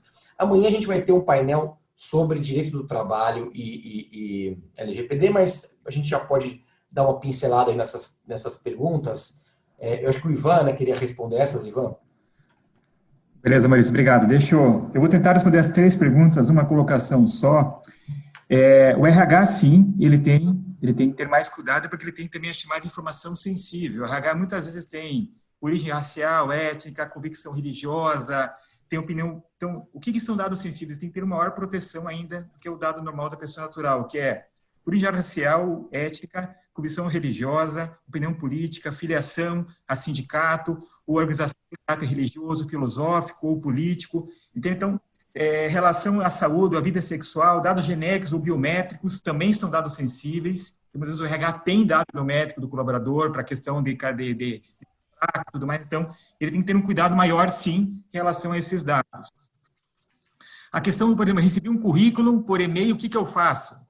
É complicada a situação, o que a gente sugere fazer nesse caso? Chegou um e-mail de uma pessoa desconhecida do currículo para a minha empresa.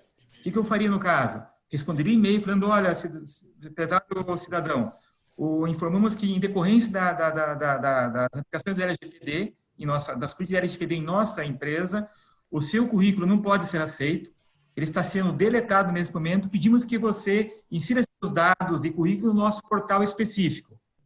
Responder já que aquele dado não foi aceito, que ele está sendo imediatamente eliminado e qual é o procedimento para ele inserir corretamente aquele dado para você poder atender a LGPD. Essa seria uma recomendação para fazer nesse caso. Questão também da pessoa poder gravar na máquina. Aí vai aquela situação do DPO, como eu digo, ter engajamento das pessoas da organização para que elas atendam a LGPD e não façam isso. Também dá para, por exemplo, usar sistemas de informática que impossibilitem que o usuário grave informações na própria máquina. Por exemplo, no nosso escritório, o usuário não consegue gravar documentos do Word, Excel ou PowerPoint na máquina dele. Está travado, é impossível ele conseguir gravar na própria máquina. Ele só consegue gravar na nossa própria, numa nuvem específica, onde a gente tem concentração de todos os dados das pessoas. Então, tem que usar, nesse caso, tecnologia, e claro, não tendo a tecnologia, a conscientização, treinamentos constantes, palestras constantes, para que os usuários se engajem nessa aplicabilidade da LGPD. Tem que ficar claro para ele que ele não pode, qual é a consequência se ele assim o fizer. Então, isso que é importante. Como eu sempre digo, a LGPD vai gerar um certo desconforto, porque se eu estou buscando segurança, eu tenho que abrir mão do conforto. A segurança é inversamente proporcional ao conforto. Então, é necessário adequações para que os usuários sejam polidos ou tenham consciência de não simplesmente gravar o dado como era hoje. Então, como a gente falou anteriormente, tem uma mudança de paradigma, sim, em relação a isso aí. Legal, Ivan. Mais uma pergunta aqui, do Vanderlei. É necessário uma assessoria para adequação da LGPD ou se a empresa desenvolver uma política vinculada com cláusulas contratuais e consentimos já seria o suficiente? Acho que é consentimento. E aí tem uma pergunta também aqui do João, está relacionada. Tem tanta pergunta aqui, eu preciso achar aqui.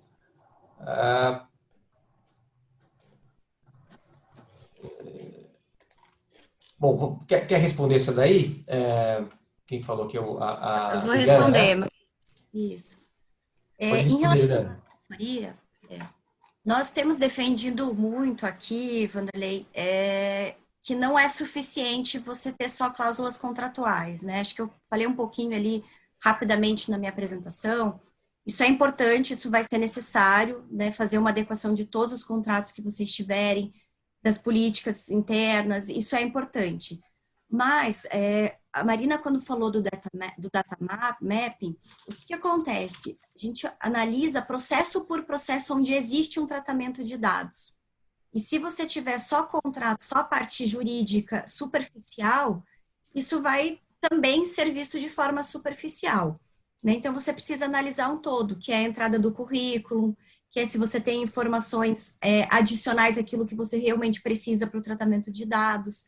Então, precisa realmente ter uma consultoria nesse sentido, que vai além da jurídica. Né? Nós aqui defendemos muito isso, é o nosso posicionamento como escritório, né? De que só a parte jurídica e só essa parte contratual não é suficiente. Até o jurídico não é só essa parte contratual, tá? Vai muito além disso. E a outra pergunta, pelo que eu me recordo, é a pergunta, acho que da farmácia, né? Isso. O que acontece? Vai ter que existir, de fato, uma mudança de cultura. Hoje, a farmácia, ela pede o CPF, em tese, desnecessariamente, mas, ao mesmo tempo, você tem direito a determinadas promoções vinculadas àquele CPF. Então, você vai ter que ter direito de falar, não quero dar o meu CPF e ainda assim utilizar a farmácia, mas se você quiser usar aquelas promoções, a farmácia precisa ter um cadastro teu que vai estar vinculado ao teu CPF.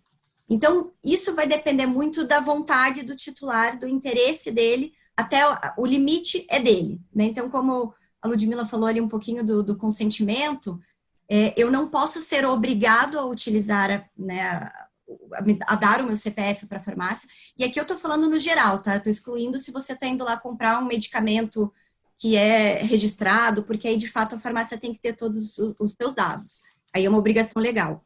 Mas para a utilização geral, vai ser o teu limite. Se continuar pedindo, se disser não vendo para você sem o CPF, aí sim a gente tem um problema, e aí sim entra toda aquela, a denúncia, entra a NPD, que ainda não está bem formalizada, mas que vai ser responsável pela fiscalização. Então, a gente tem cuidados aí, e acho que a pergunta falava também do pessoal que liga, né? Esses bancos que ligam e quando perguntam de onde vieram os dados. A tendência é que isso diminua. A gente sabe que o Brasil não vai melhorar da noite por dia, isso, em tese, vai continuar. Existem algumas situações em que, por exemplo, vou dar um exemplo parecido, não é bem o do banco, tá? Mas essas concessionárias que ligam muito para a gente para oferecer promoções. Em tese, elas têm ali um legítimo interesse, porque elas querem fazer a propaganda delas e elas precisam dessa propaganda para sobreviver por conta da venda. Né? Então, tudo tem que ser analisado caso a caso. Eu sei que parece uma resposta um pouco ampla e geral, mas infelizmente com o LGPD é realmente caso a caso. Né?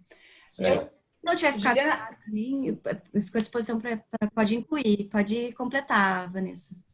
Só dois comentários aí relacionados às perguntas que foram feitas, né? A questão da farmácia, a questão de outras formas de coleta de dados.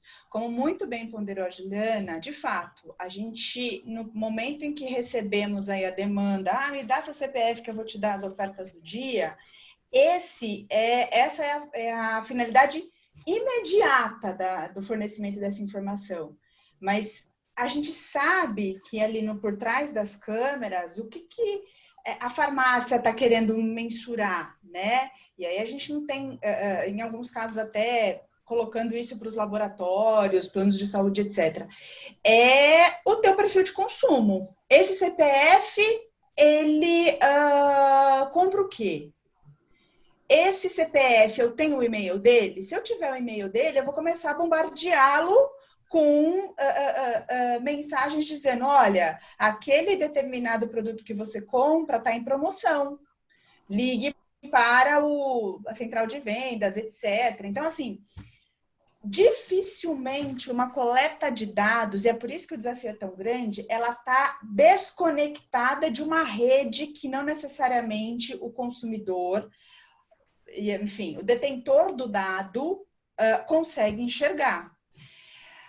Ah, mas isso vai parar da noite para o dia? Não, e de verdade, pessoalmente, eu acho que nem é saudável que pare, porque o tratamento adequado de dados, ele otimiza recursos de marketing e facilita a vida do consumidor final.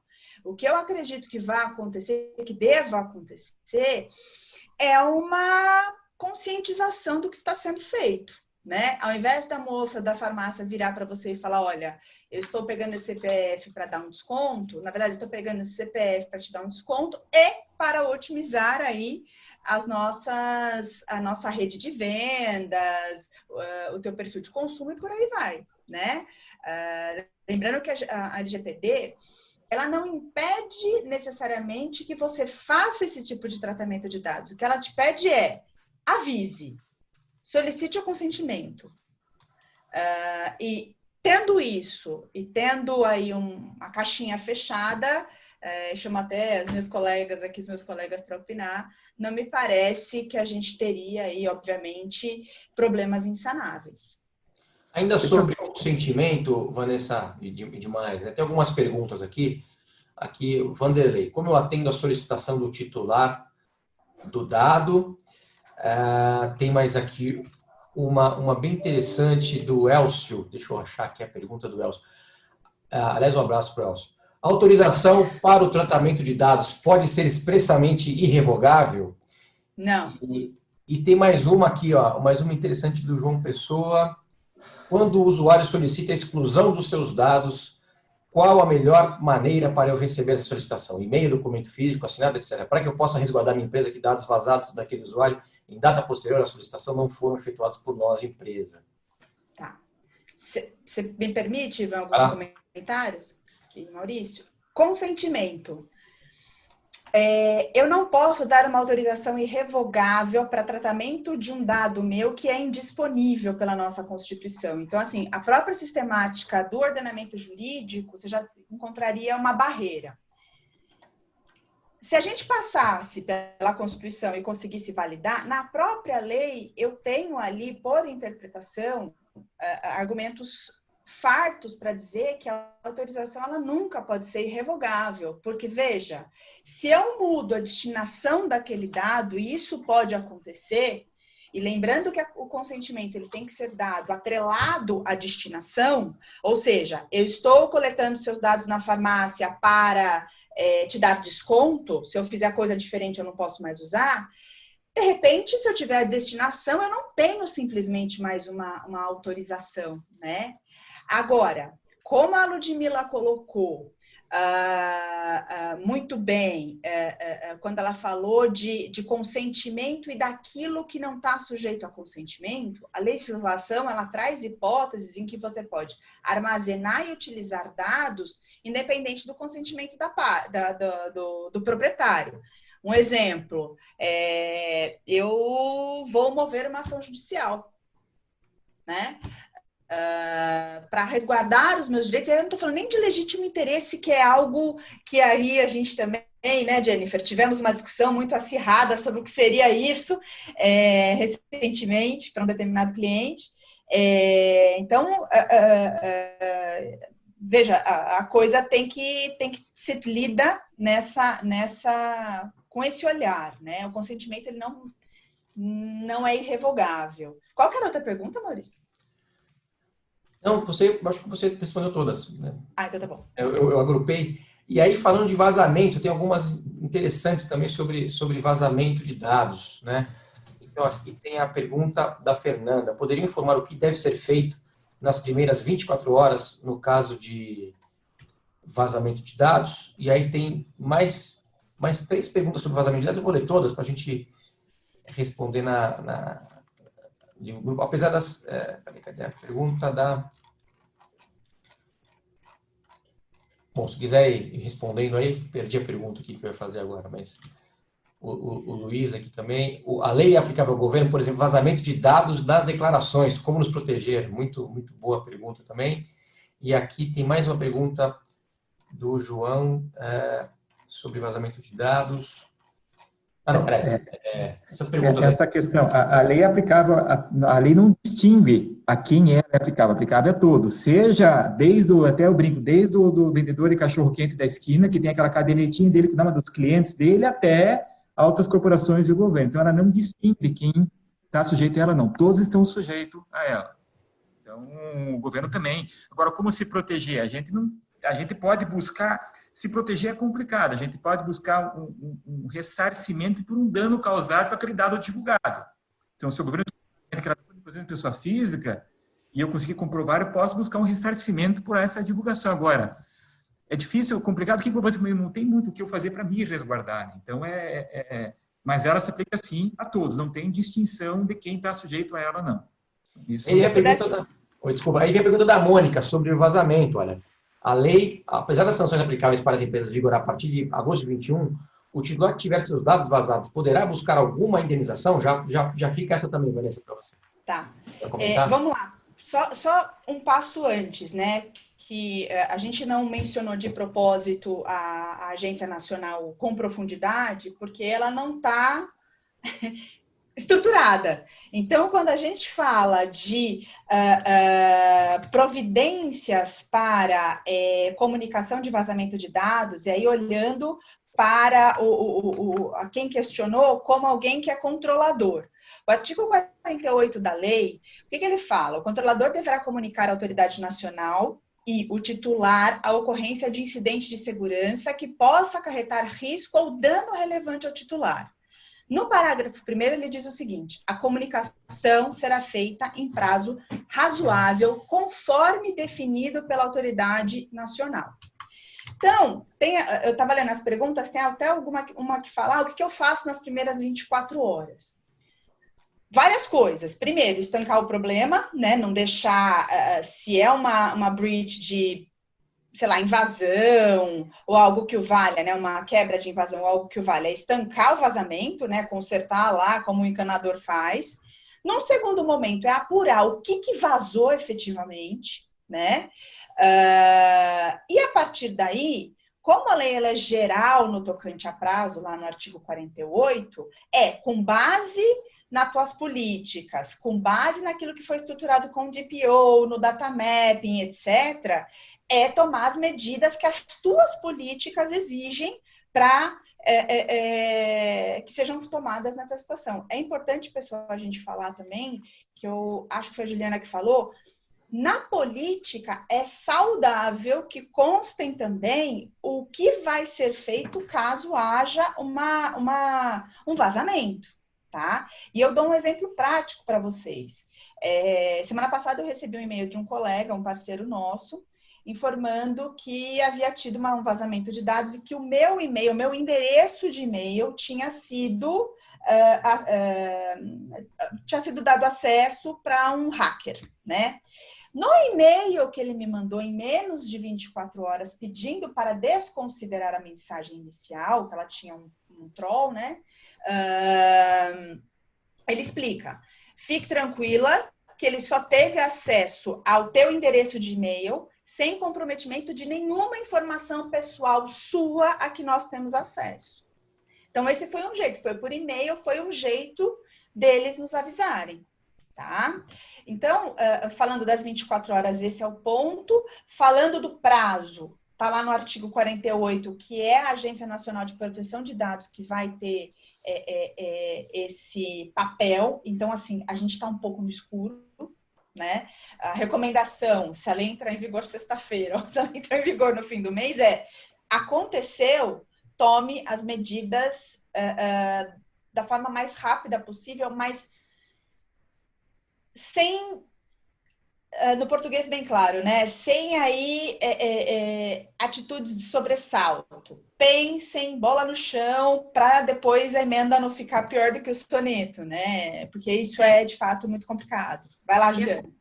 Só 2 apontamentos, acho que a tua fala está perfeitíssima. Não pode ser uma surpresa. É esse o ponto que a gente tem que bater aqui. Esse vazamento, eu não posso ser pego desprevenido e nessas 24 horas eu estar pensando o que eu vou fazer. É por isso que é tão importante estruturar o programa, porque eu já vou ter ali, né, os mecanismos de saber para onde ir. Então, como a Vanessa falou, eu vou olhar as minhas políticas, a lei não traz tão especificamente prazo, e acho que está certo não trazer mesmo, justamente para que a gente não tenha aí situações muito absurdas. E como eu mencionei antes, a gente tem aí uma situação que é a imagem da empresa. Então, a gente tem que cuidar muito como isso vai ser passado para o mercado. Então, eu não posso esconder, claro, isso é prejudicial para a empresa, mas eu tenho que ter cuidado em como eu vou passar isso. Então, eu acho que a mensagem aqui, pessoal, é importante estruturar o programa o quanto antes, justamente para que você não seja pego desprevenido nessas 24 horas que você tem para resolver a situação, né? Perfeito. Tem algumas perguntas aqui também sobre a abrangência com relação aos dados, né, os sujeitos dos dados, né? Então, estão perguntando aqui se alcança pessoa jurídica ou apenas pessoa física, os dados, né, de pessoas físicas ou pessoas jurídicas, né? Me parece que só pessoas físicas, mas aqui estão perguntando, mas e os dados do representante da empresa que por acaso constem num contrato da pessoa jurídica? E os dados do Outlook, né? Os dados ali que ficam no Outlook profissional, né? Da empresa, e aí tem os dados, né? Quem gostaria de falar alguma coisa sobre isso? Posso começar, e aí acho que o Ivan e a Vanessa me complementam. É só para a pessoa, os dados são dados pessoais, é só direcionado à pessoa física. Quando a gente fala em contrato, e a gente não quer assustar as pessoas com a LGPD, então não significa que você não pode mais ter dado pessoal, que tudo está dentro do LGPD, não é bem assim. Como, por exemplo, quando eu tenho dados de pessoas físicas que estão representando empresas, de fato, esses dados são dados pessoais para fins de LGPD, mas eu também tenho que ter o cuidado de analisar cada situação. Eu tenho bases legais ali, como a Ludmila falou, que são bases legais, por exemplo, exercício do contrato, que são bases legais relacionadas a cumprimento de lei.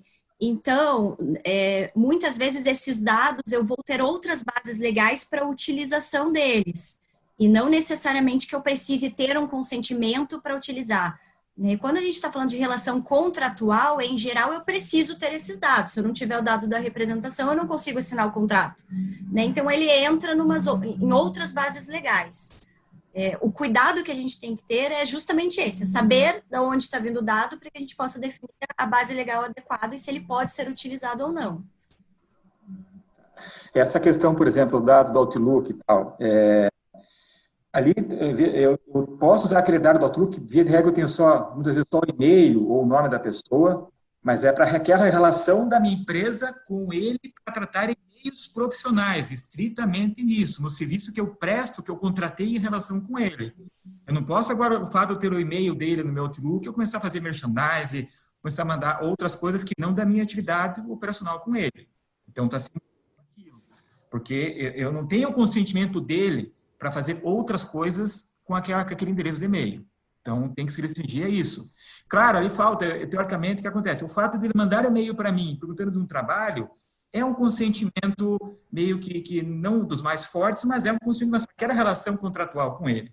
Relação, nada mais além daquilo. Então, tem que tomar cuidado com isso, para que o que tem muito hoje é o pessoal vendendo lista de e-mails, né? Então, isso não pode. E eu não posso, a minha lista não pode ser, eu tenho que ter cuidado que minha lista de e-mails não vaze para o mercado. Eu estou violando o meu acordo com aquela pessoa em relação àquele relacionamento com ele naquele e-mail específico. Então, seria Fala em e-mails, Ivan. Tem uma pergunta aqui. Qual que é o melhor jeito para o usuário, na verdade, o proprietário dos dados, solicitar a exclusão dos seus dados de algum banco de dados, né? Como é que uma empresa pode receber essa solicitação? E-mail, documento físico, tem que ter assinatura, não tem? Como é que a empresa pode se resguardar na coleta do documento? Acho que tanto para autorizar quanto para solicitar a exclusão de um banco de dados, por exemplo, né? Qual seria o melhor jeito? Quanto mais documentado, melhor. Não acho que só um simples e-mail não é adequado. Da outra vez, criar um portal no site da empresa que possibilite o usuário entrar lá, acompanhar isso, poder fazer solicitação, que nem é, tipo, hoje, por exemplo, a LGPD é o canal de denúncia, tem um portal específico no qual eu vou ingressar lá, vou fazer o meu relato, vou ter um protocolo de acompanhamento, aqui seria a mesma coisa, então vai ter que criar, a sugestão é criar talvez um portal que possibilite esse usuário se cadastrar lá, se comunicar com a empresa de maneira oficial e ali ter o consentimento dele, a solicitação expressa dele, a minha devolução expressa, também tudo registrado com datas e horários para que isso fique documentado. Eventual problema que eu venha a ter com a autoridade nacional de ter uma comprovação, eu tenho ali tudo documentado. Dia tal ele fez a solicitação, no dia tal eu respondi que fiz a exclusão do dado dele, para você poder ficar documentado em relação a isso. Então, acho que simplesmente e-mail, claro, ele pode até ser utilizado, mas não é um recomendado. Recomendado que tem um portal específico, horários próprios, para tratar essa relação com o titular do dado pessoal. Fazendo só um comentário, Ivan, em relação a isso, e a quem perguntou,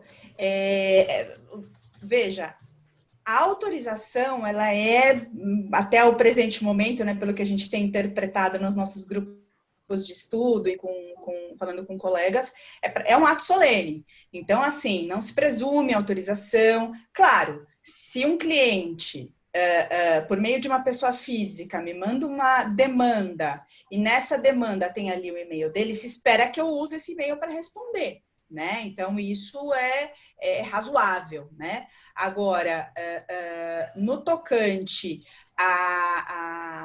ao público em geral,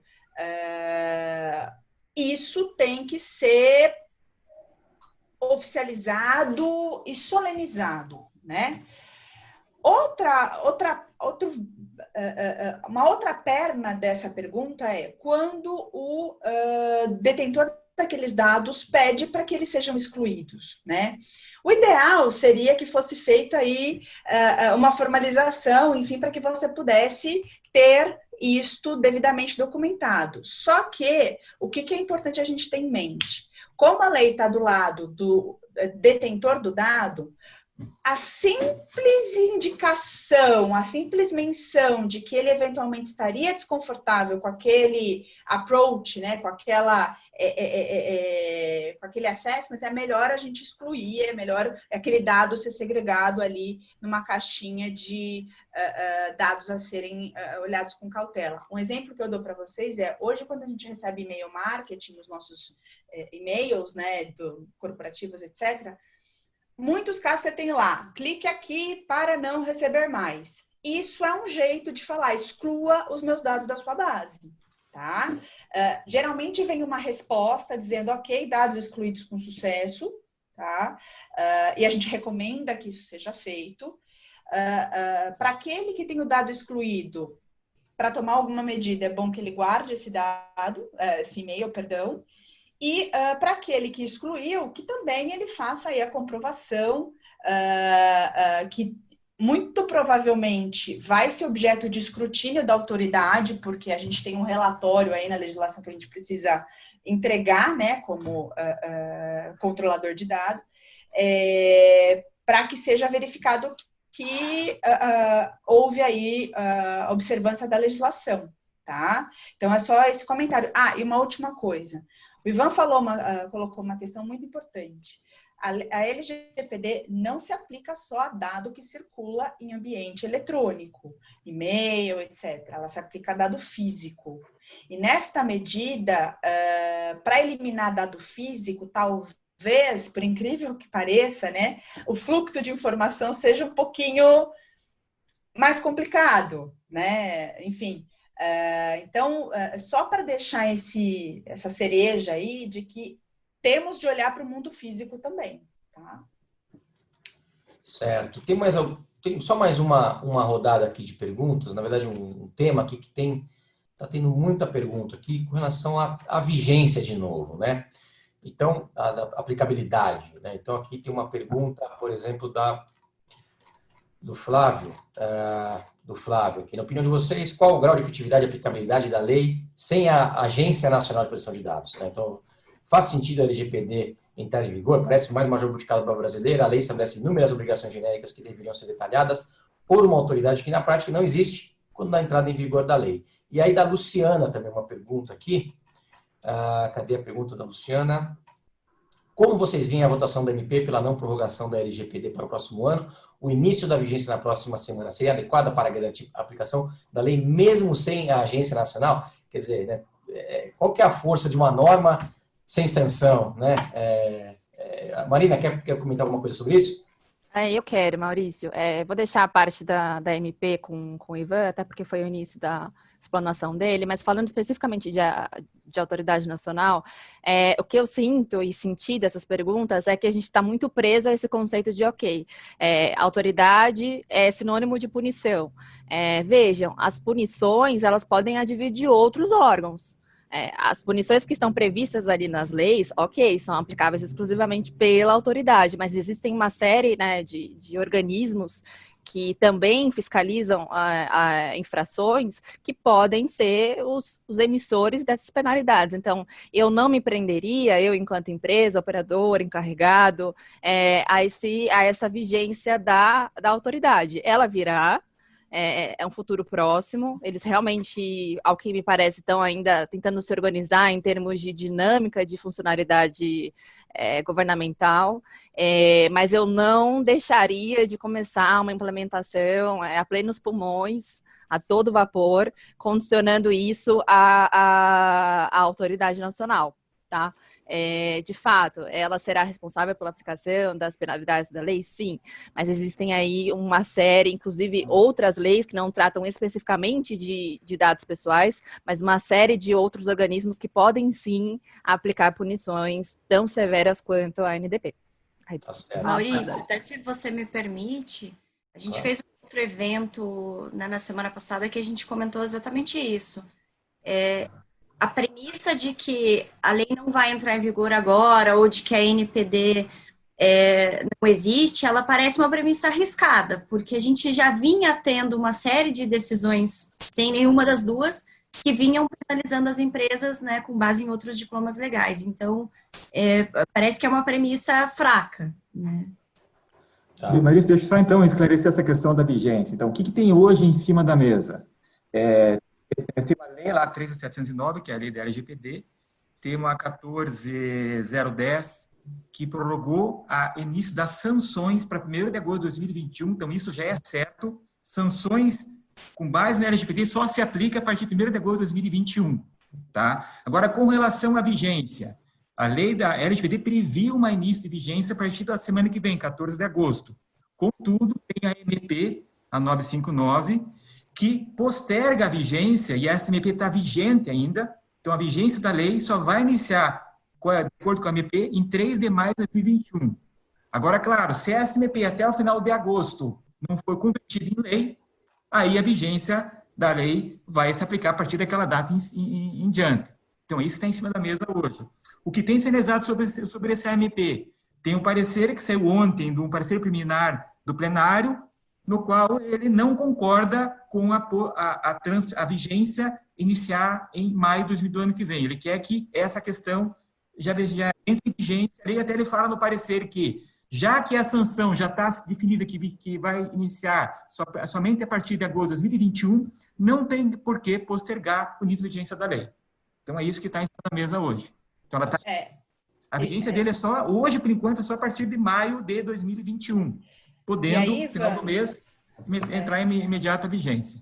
A gente tem aquela situação absurda, né? Passa aqui ao final da semana que vem, não se vota a MP, ela perde vigência no final de agosto, então 1º de setembro exatamente a lei está em vigor. Isso. Agora, a gente também não pode...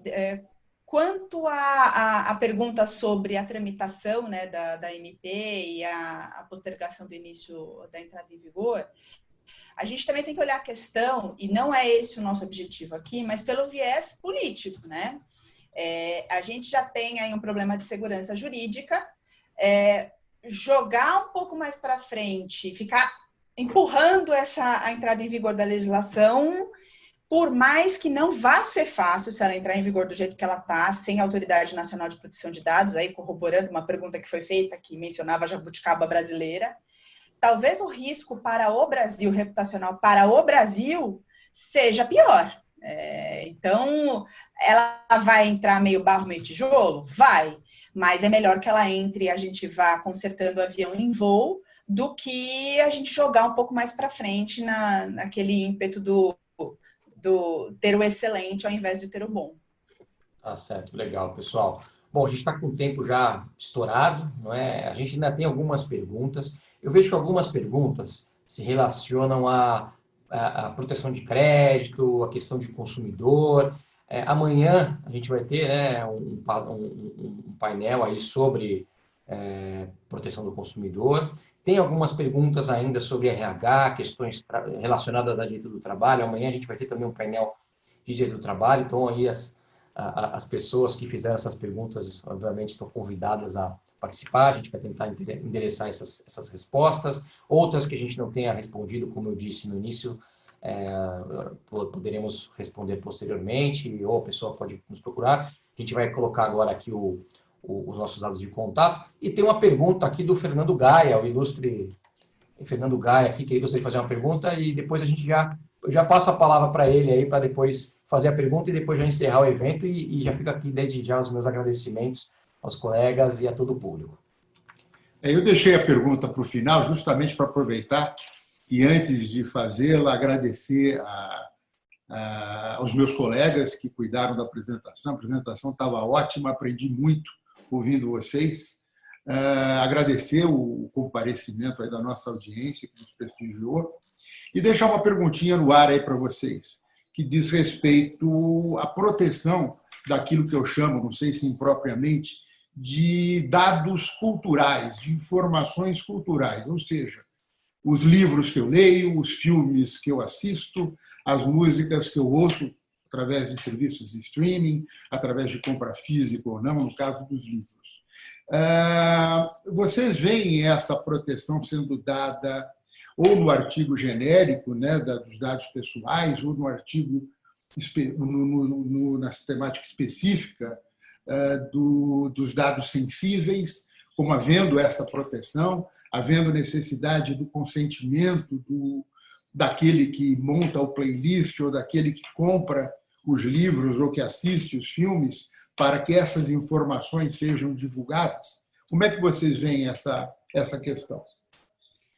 Pessoal, se vocês me permitirem alguns comentários sobre isso, a pergunta do Gaia, das perguntas do Gaia geralmente são bem trincadas, né? Então, a gente precisa fatiar uma multi aí para responder.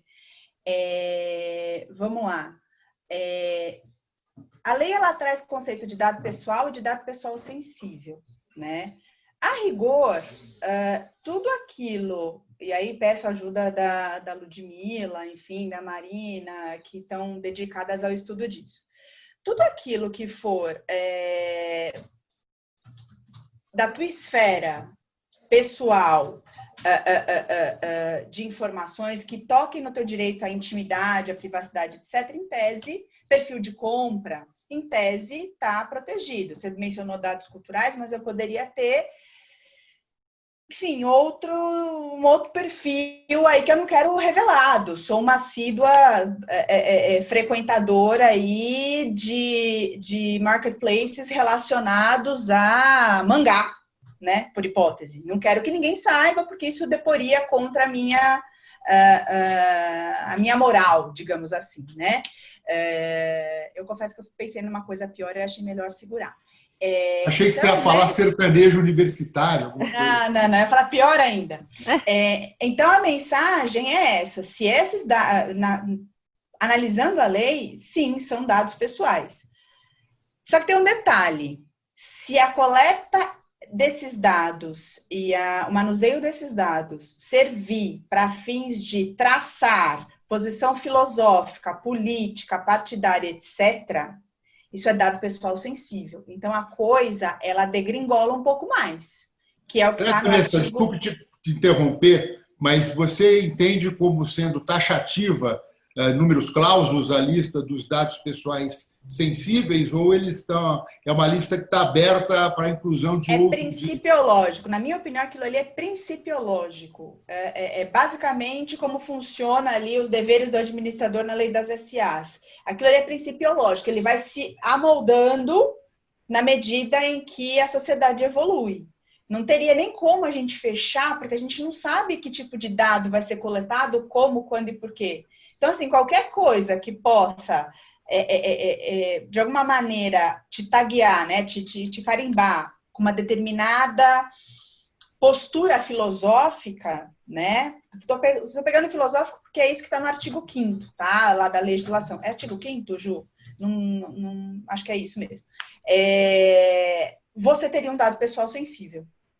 Tá? Até, Gaia, o artigo que fala dos dados sensíveis, ele não menciona foto, por exemplo, mas o entendimento hoje já é no sentido de que a foto é um dado sensível. Então, ele abre brecha para a interpretação, como a Vanessa estava falando. Se você for para a Constituição, a proteção é dada à tua imagem, né, da maneira, a tua privacidade, da maneira, acredito eu, a mais ampla possível. Então, pegaria todas essas informações que eu não quero, sem o meu consentimento, ver divulgado. Só complementando. Independente das minhas razões.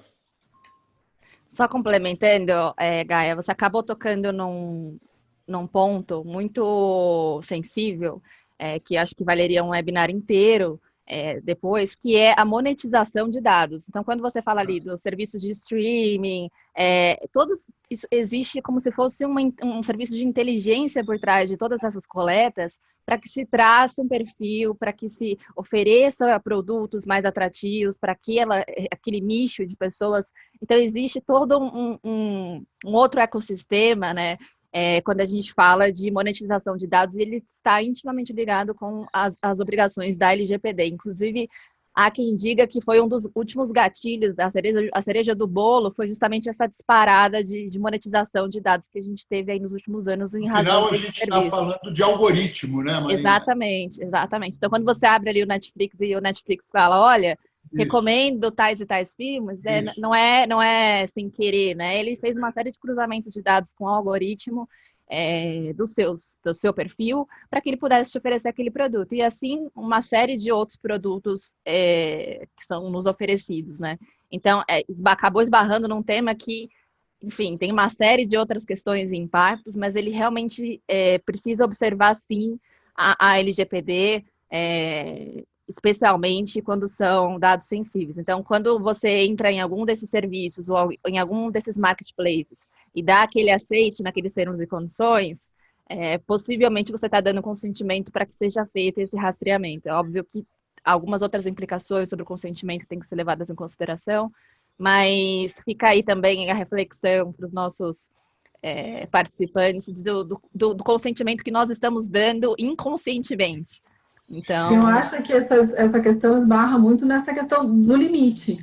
Exato. Assim, você queira que o Netflix te enderece filmes que te interessam, né? Isso é um conforto, é uma comodidade. Mas você não quer entrar num site que você comprou determinada roupa e depois receber ligações oferecendo de uma outra empresa correlata, né? E é justamente essa questão da monetização que a Marina trouxe. Então, essa questão do limite.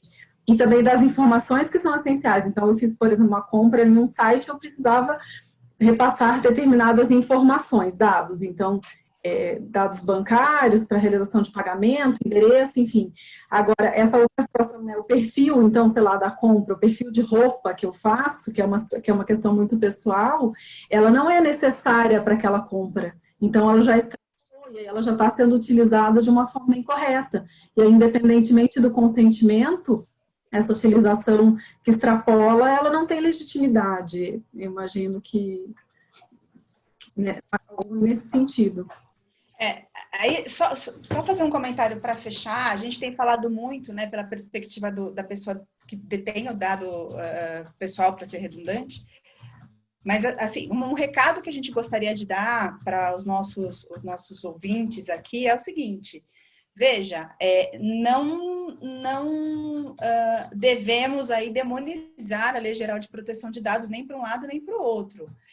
Para aqueles que trabalham nesse ambiente, coletam informação de consumidor, etc., a gente entende que é absolutamente viável continuar trabalhando, produzindo e lucrando com observância da legislação. Basta seguir as regras do jogo. No Brasil, isso não é fácil. Amanhã nós vamos ter aí o painel do tributário, que não nos deixa mentir. Mas, assim, seguindo a regra do jogo, a chance de você ter algum problema ou problemas graves, ela é mitigada. Dá para seguir trabalhando mesmo na vigência da lei geral. Muito bom, pessoal. Eu acho que por hoje é isso, né? Espero a presença de todos amanhã. Nós vamos retomar o tema e, com certeza, isso aqui é meio bolero de Ravel, né? A gente vai e volta em cima desses assuntos. E conto, como eu disse, com a presença de todos amanhã. Então, por enquanto é isso, pessoal.